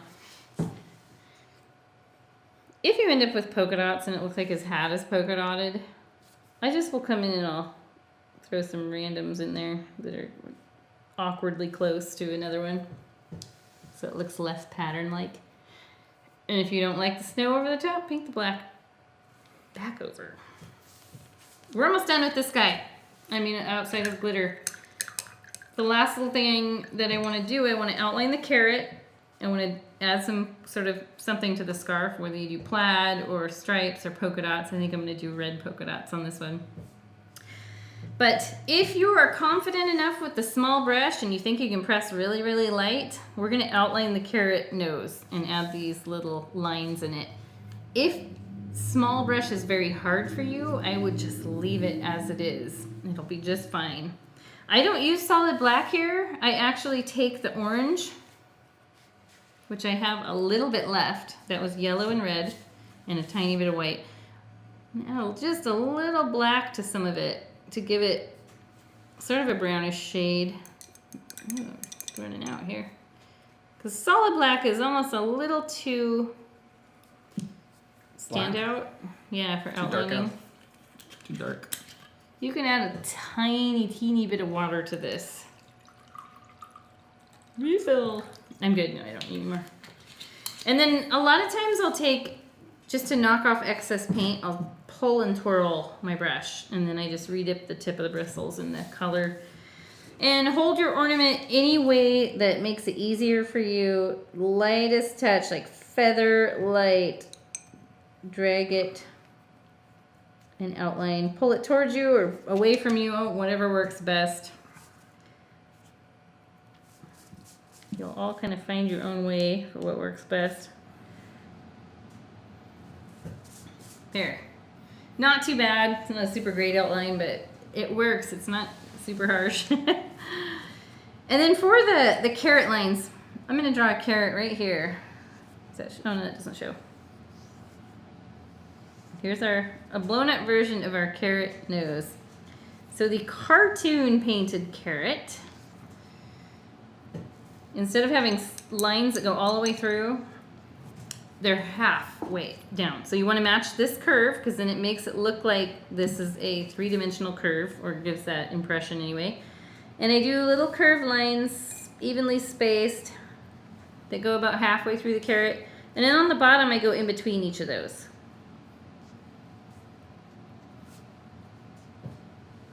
So that makes it more natural looking rather than just stripes that go all the way through. Same color. Same super light touch you've been using.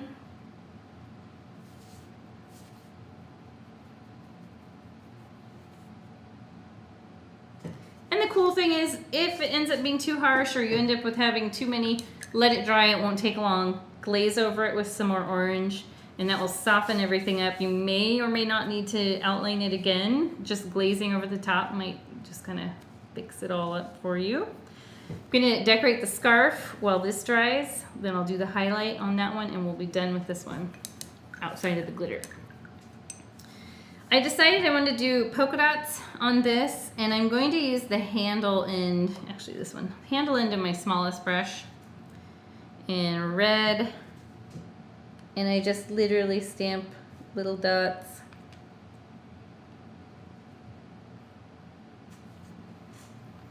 All over the scarf.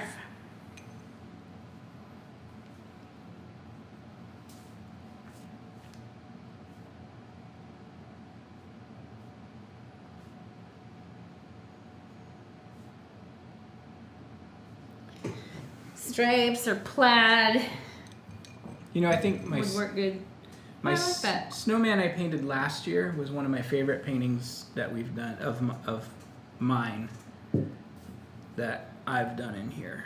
Oh, your what was that one called? Snow Place? No. Snowman's Land. Snowman's Land. I think we were going to call it Snow Place Like Home, but we felt that was a little too long. I'm going to do the little white shine on top of the carrot. Same thing. Tiniest little tick of paint on the tip of the brush. Super light touch. I always find dragging towards me works a little, I have a little more control, I guess. That highlight's a little harsh. So what I would do in that case is I'd come in, technically I'd want to let it dry first, but I'd come in with a little orange and just sort of patch up the underside to kind of thin it out. That's a little better. I'll still go with it, it'll work. So that one is done outside of glitter, so we'll pull that aside. And now, what do I want to do? We might as well finish up our barn. Before you finish up your barn, have a look at your birch. Mine dried, these are okay. This one dried looking like it needs a second coat of white down there. So I'm gonna do that. And then it can rest while we finish up the barn.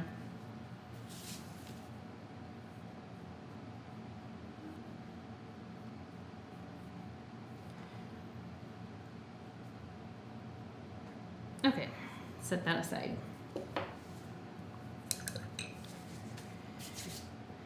For our barn, I want to decorate the wreath and the tree really quick. I did little tiny red dots, just like we did the snow on that Snowman one. We just used the tiniest little bit of the brush end. I did red dots for ornaments and then yellow dots for lights. But the yellow, you'll want to mix white with it because our yellow is a little bit, right out of the tube, it's not the greatest color to go over something that's dark. So I'll take the yellow, plop it aside somewhere here and just mix, probably, you could do equal parts, white to yellow, and you'd be fine. It'll give you a nice bright light for your tree. You want to use the very tip of the bristles, oops, and literally just dots everywhere. Not pushing very hard at all, just the tiniest little touch. And that's gonna look like Christmas lights. And then I will do some up here in the wreath.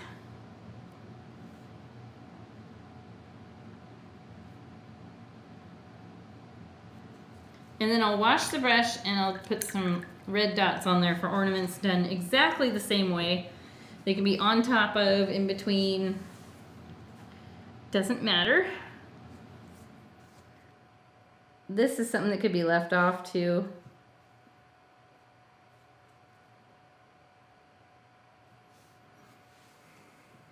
It's not super noticeable. Probably partly because our barn is red.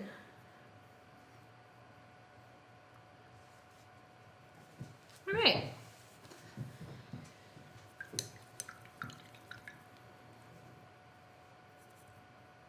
Now, that part's done. All we have left to do with this one, we're gonna outline the birch, add a couple little black, just plain black branches, and then the snow dots all over. So clean your little brush off, and I want you to pull aside a little black and add a drop of water to it. You don't want it super duper thin. I would say consistency of like heavy cream would be good. Like a latte. And then do the thing where you pull and twist your brush just to knock off any excess paint. And then I'll redip the tip of the bristles in the paint. I'm going to turn my tree upside down, or my ornament upside down. I guess I could have done it this way too. It's just I want to go from the ground up, but upside down, if that makes sense. Very, very light pressure. It's okay if you're using such light pressure that your line gets broken up a bit. That looks better than going too hard and having a super thick outline. And this right here, I'm not even gonna worry about it too much where I didn't really outline. I had some weird texture from the paint under there. That's my excuse. Sure. And then just go up this other side. I am literally barely touching this. So when I turn it back around, it's outlined pretty good. And then I'll do, just like we did on the carrot, those little half lines, or even just plain dots here and there, because birch trees, or aspens, do they have the bark like this too? Yeah. Aspens and birch. I a lot of times get them confused. They kind of have that, like lots of little black, They're very similar. knot looking things. They're very similar bark looking wise. Mm-hmm. Then I do a few branches. So the branches off the tree, like let's say this is our tree trunk here, blown up. So here's your blown up texture for the bark. Branches, I just go up and I literally just branch once off the other. And then I'll go on the other side, little branch. You could leave them off if you're not confident with the little brush. I think you'd be fine. Like, they're not super noticeable. This one is obviously because it's right out there in the open, but I was looking at this. A lot of these are over the top of those other trees in the background. And I keep them pretty high up. I've noticed that about these kind of trees. The branches are pretty high up. There we go.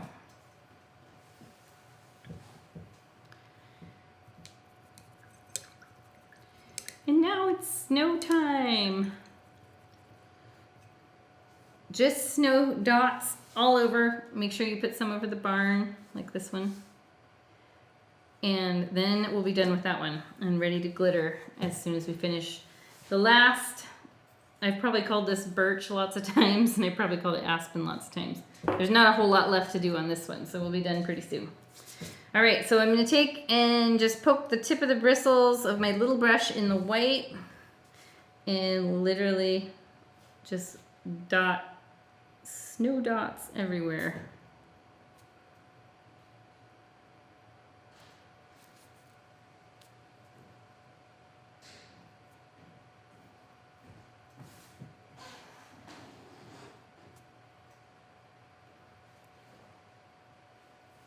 Paul skipped way ahead.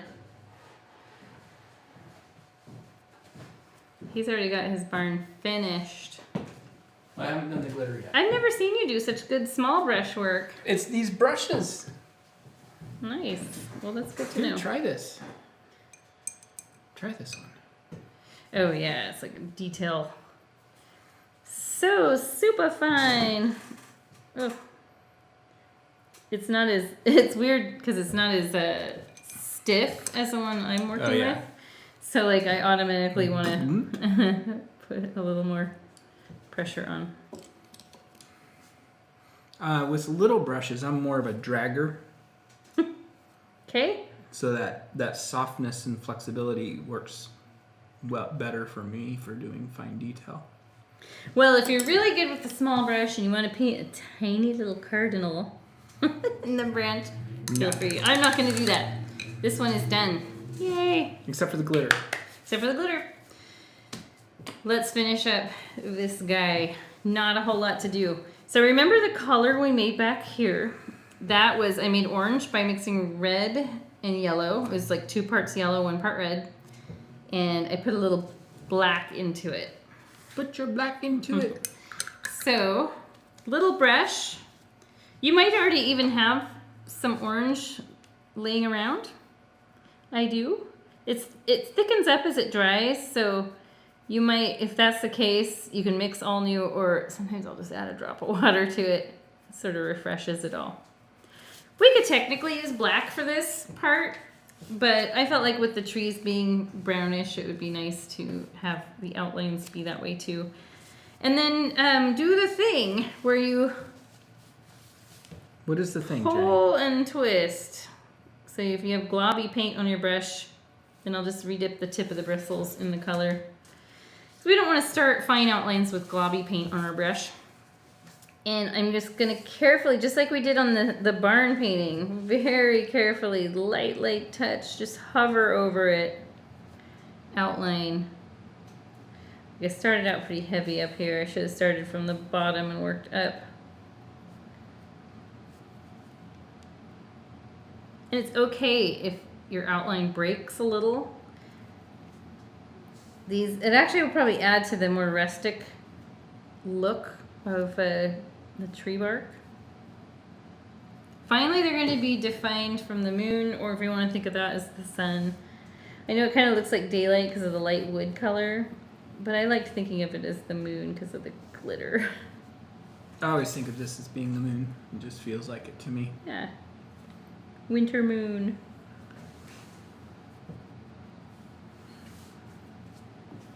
What did we call this one?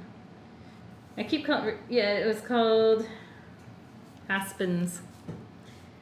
I noticed I would refer to it as birch here and there. It doesn't really matter. It's close enough to either. So make sure you're breathing. Make sure you're sipping. The sipping makes the outlines a little wobblier, probably. If you've been doing a lot of sipping, If you've been doing a lot of sipping. pause and come back tomorrow. I'm going to do ground up from this one just so I start off with the heavier amount of paint. And then as I get up towards the top, the brush is sort of run out of paint. In theory, maybe not working out that way. So this stiff brush, this new one I'm trying out, it is actually pretty good for detail work. It's a little tiny bit bigger around than what we have been using, just a little, but the extra stiffness, so that this particular brand, this variety of this brand is known for having stiffer bristles. Because of that, I think it works really good, as long as you're able to use a nice light touch. So in cases like this, where there's a little extra glob there, if that really bothers you, you'd take a little white and just brush over it. I'm going to work with it and make it part of the bark. So I'm going to just dab some bark lines over there. So look how these are done. I have lots of little like double lines and very light touch. It's almost like dashes here and there. Every once in a while, maybe just a dot or a speckled dot.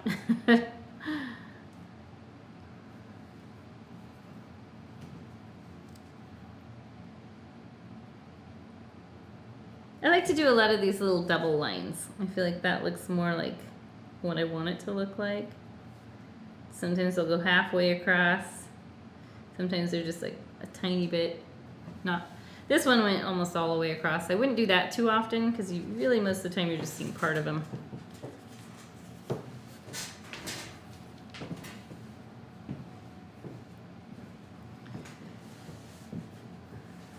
Okay, last tree here. We'll do some quick branches.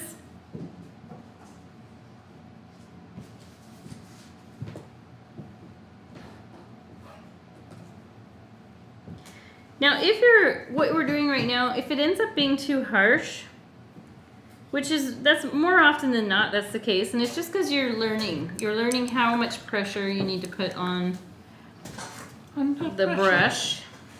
These ones ended up really fine. I must have had a good tiny brush at the studio, like a brand new one. But one thing you can do, this one's probably dry, you could come in with a little white and thin some of them out. That's an easy fix, or even glaze over others if it feels like there's too many. If you just glaze over it, part of it'll show through the glaze, unless you did a second coat. And I think that's actually good to have a little bit like a color variety going on there.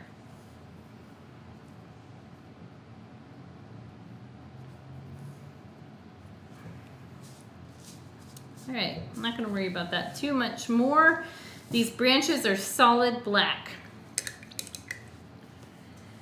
Littlest brush again, wash it off. Very tiny bit of black paint on the tip of the bristles. You can go up and out. For me, that's okay with branches. I think pulling towards you is a little harder with branches because I like the ends of them to be thin.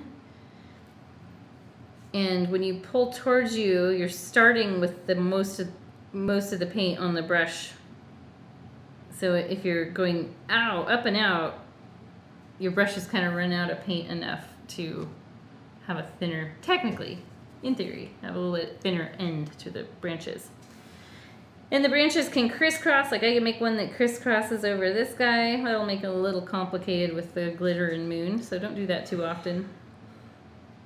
Or you'll be taking some time to do the glitter. I guess it's not too bad. Glitter. I don't think I've done glitter before. Ooh, glitter time. I've cleaned up a lot of glitter. Yeah, once we do any project in the studio with glitter, it gets all over the place.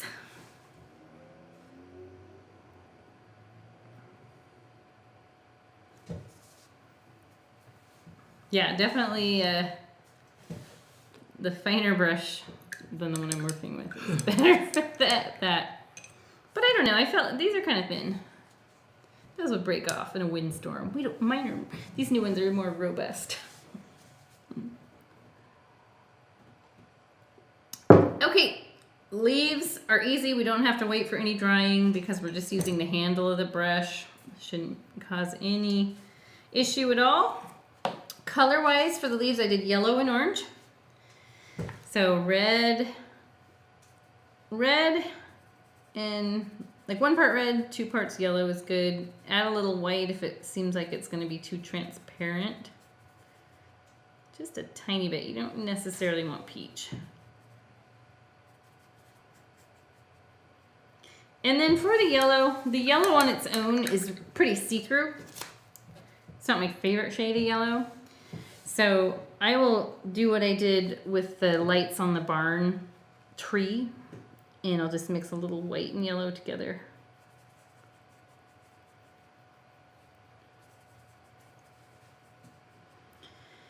And then you can use the brush end, but I find it's pretty easy to just stamp the handle of the brush in and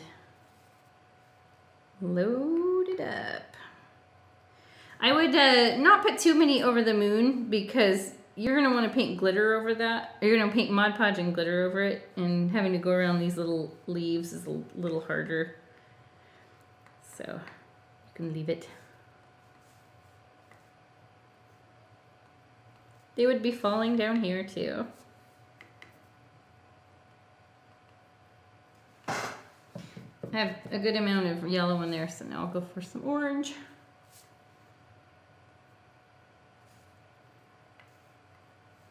Now the glitter part goes super fast.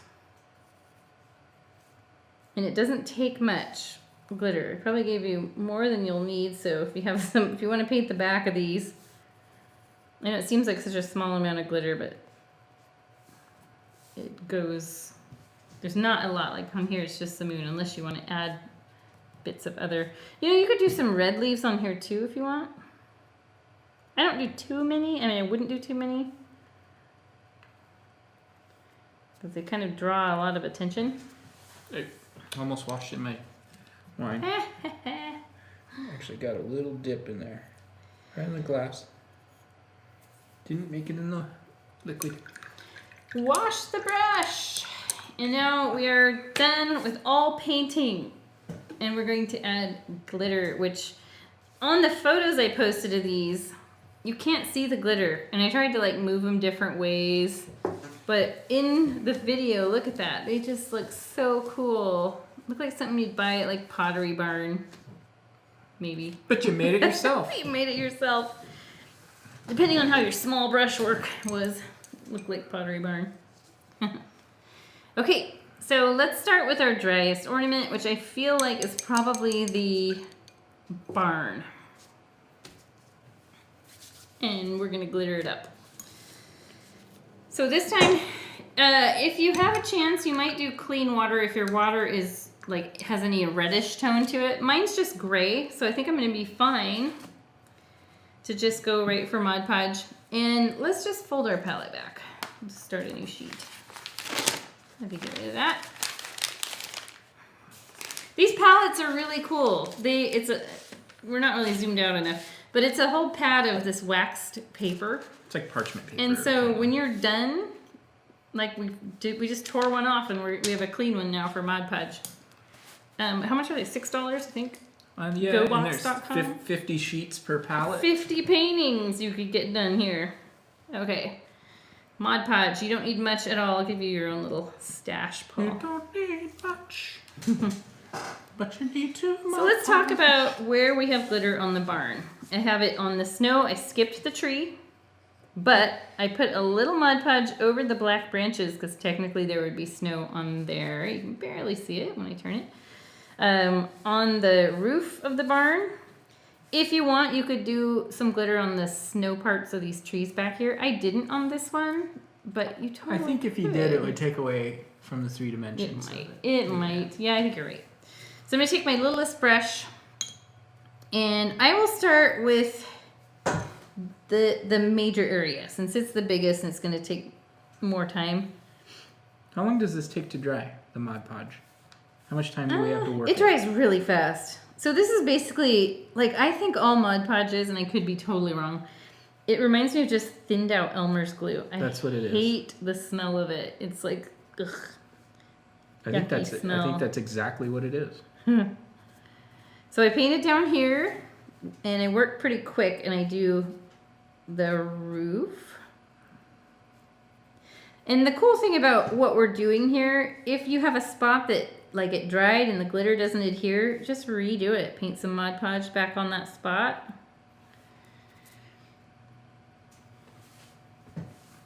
And then I'll just paint a little over the top of these branches, which can hide them if your branches ended up being a little bulky.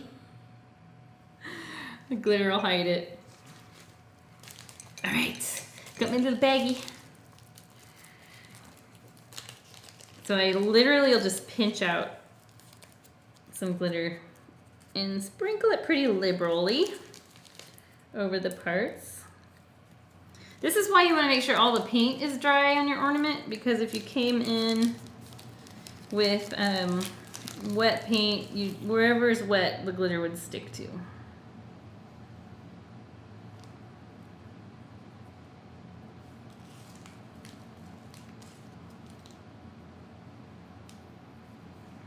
Look at that, it's like a snowstorm right now.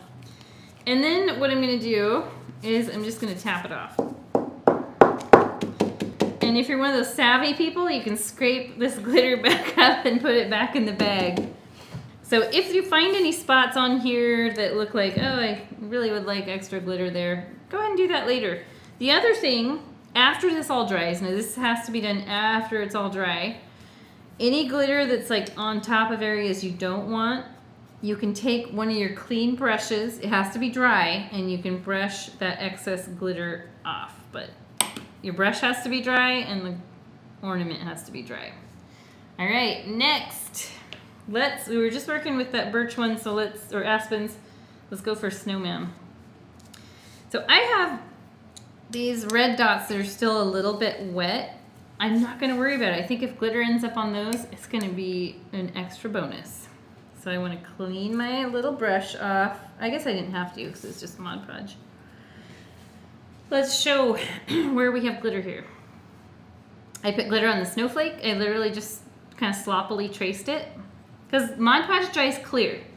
So you'll just see glitter. You won't see any like creamy white or anything like that. I did across here. And then I just carefully went around the eyes. I left this cheek bare. I didn't put glitter there. I don't know what it would look like if you put glitter there. It'd probably be fine. And then the chest. But if you want glitter on the scarf, you could put it there. If you want glitter on the little sparkles of the eyes, that might be cute if you've got enough room. So I'll start with this line across here. Technically, I probably should have started with the snowman base itself, but that's all right. Just use a thick amount here. Then I'll just do a little quick sloppy outline of the snowflake. And then carefully, I mean, you don't have to be super careful. You know, I'm going to try it with the cheek. I'm going to paint right over the cheek.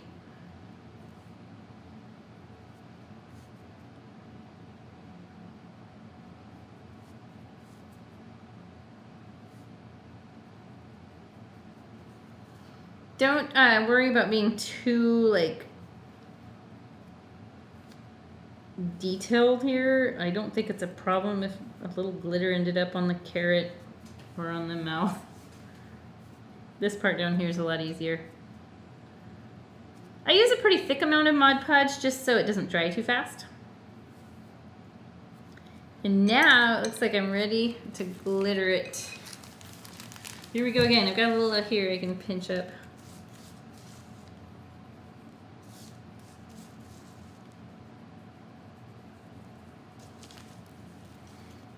So see what I mean? The glitter goes really fast. I like the little shading you added on your snow dude.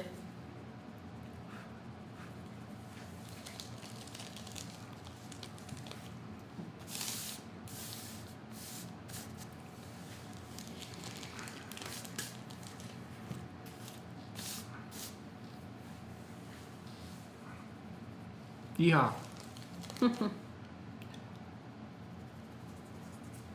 Okay. I honestly don't think I've ever glittered Blizzard. anything. Tap it off. And oh yeah, so you can still see the rosy cheek. It just softened it up really nice. So that was cool. And I didn't really end up with hardly any glitter on these wet red spots. But if you feel like you want to add more at any time, just like the other ornament, add it. Okay, last one. So on this guy, it's just on the moon, unless you want to add little pops of glitter on some parts of these trees, but not too much. You don't want it to take away from, like this one, if it had glitter on it, the moon, it would just kind of not look quite as three-dimensional, I guess. Aspens.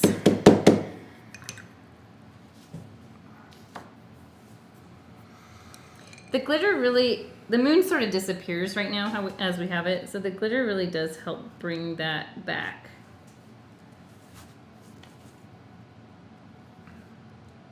And if you have like a branch going through, I'm not going to worry about it too much. I'll just kind of carefully go around it, but not be too concerned about glitter getting on top of it. It's not such a big deal. I wish I had moon showing over here. Maybe I'll just add a little glitter there, like the moon does go through there. See what that looks like. That one's quick.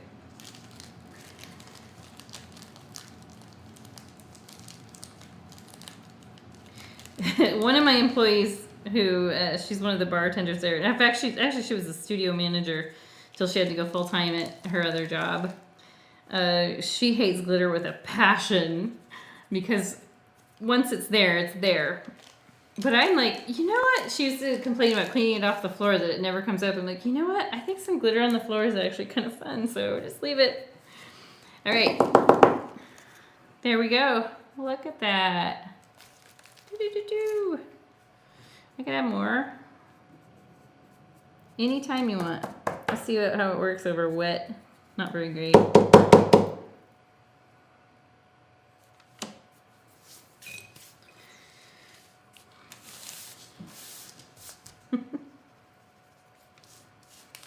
I like to use this super fine glitter that I gave you guys. I think this painting you could have gotten away with bigger. Maybe. A little bit bigger, not a lot bigger, but I think I'm picking up bark chips from these.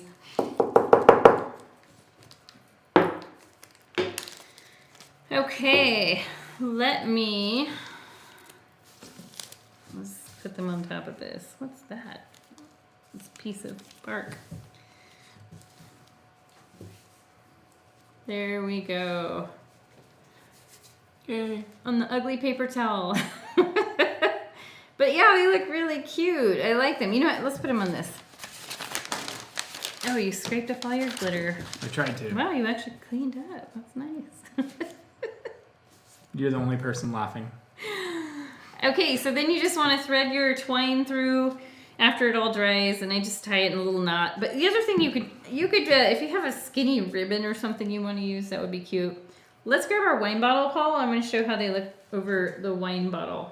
So this is something I tell people all the time when we teach in the studio. Let's see if I can do it. Hang it over a wine bottle like this. We're just using Charles & Charles Rosé. give it as a gift for somebody. It's like you've made something pretty. If it's not pretty, you made something creative. You enjoyed your time doing it, hopefully. And it's just like an extra little fun thing to do as a gift. It's hard to show flat like this. Let's see how Paul did. So we'll scoot mine off here.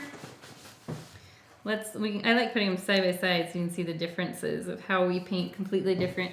So Paul, he does a little extra shading and stuff always. He loves to do that. Birch one looks pretty close. And then your barn turned out really pretty detailed and nice. You can see the different styles. Everybody's is going to be completely different. Even my new ones aren't exactly the same as the old ones. Especially I noticed on the birch. Or the aspens, I'm sorry. It's just mainly finer outline on this one. So that is it. Hope you guys had fun. I had fun. I always have fun when I use glitter and I drink wine. Let's go back. Hey, yeah. go back. So if you're just tuning in, we are GoBox. We supply art projects on a monthly basis as a subscription, or you can buy single kits and paint along with us. Our videos are here on YouTube. Make sure to subscribe, like. Make sure to like and subscribe. We're trying to get up to 1,000. I'm thinking we might hit 1,000 by next week. We might. We're at 981 still, or did we go up? No, we're at 981. 981. Yeah. At 1,000, we're gonna make Paul do something. I don't know what. We'll do something. Yeah, we'll do some kind of challenge. Are we gonna show let's show your painting for next week. So this is next week. This is, what did we call this one? November hike. Autumn hike. Autumn hike. I think that Paul wanted to call it November hike, and it got miscommunicated. We called it autumn hike. Yeah, I don't know. It works. But it's very similar to last week's. It's just a little bit more, actually I shouldn't say similar to last month, but it's kind of similar topic, but we get a lot more into the woods, and the path is more the focal point rather than... And it's way more just purple and red with some yellow, which purple and red are complementary colors on the color wheel, so it works out really good. And in this picture, the sky looks very white, but it's actually very lavender. I've got an idea. We could put glitter down here on the white pools of water. I mean, we've got some extra left over, so if you want to do that... I think that would be cool. I do glitter on canvas a lot. So save your glitter if you have any left. Save your Mod Podge. And they've got December's painting, too. Put glitter on everything. Yeah, let's show December. So this is the December painting that I'll be teaching next month. Not yet named. Not yet named. I'm really happy with this one. So that turned out really good. You have a difficult time painting snow, but you nailed that one. Yeah, snow's not my... So we did icy... No, there's snow on the trees. There's snow on the trees. So anyway, look forward to that one. This is... and then you've got the... Mine's going to be on a 10 by 10 birch panel, which you guys have painted on before, like when we did the koi and Mount Fuji and some of the others. And it's got a snowman, a little... he's kind of in the forest, and there's like a magical Christmas tree that has stars coming off and going up into the sky. Yeah. So that's cute. We gotta like our snowmen. So anyway, so again, if this is the first time you've found us, make sure you subscribe. We're doing 2 live streams a month, and we're gonna be adding some. Especially right now during the lockdown, we're going to be adding some quite a few uploaded videos. more. Yeah, we'll probably be figuring that out tomorrow, which ones we'll be adding. Yeah, and if you go onto our gobox.com and click, let's see, choose your vibe, and then what is it? They can just click on shop on the top. Shop. Click on shop on the top. It'll show you our different kits. We have one that's really gone crazy insane. We've gotten so many orders for it. It's a red truck going through the snow with a Christmas tree in the back. It's kind of that, got a really cute country feel to it. And that's on the birch panel. like you live out in the country and you've got this red truck around delivering Christmas trees. So. And that's on the birch panel as well. So yeah, so we'll see you guys next Tuesday. Yep. Stay healthy, stay safe, keep painting, be creative. It's good for your brain. And we will chat with you next Tuesday for Paul's painting. Yep. Catch you guys later. Bye. Bye. We go. And we're doing the microphone.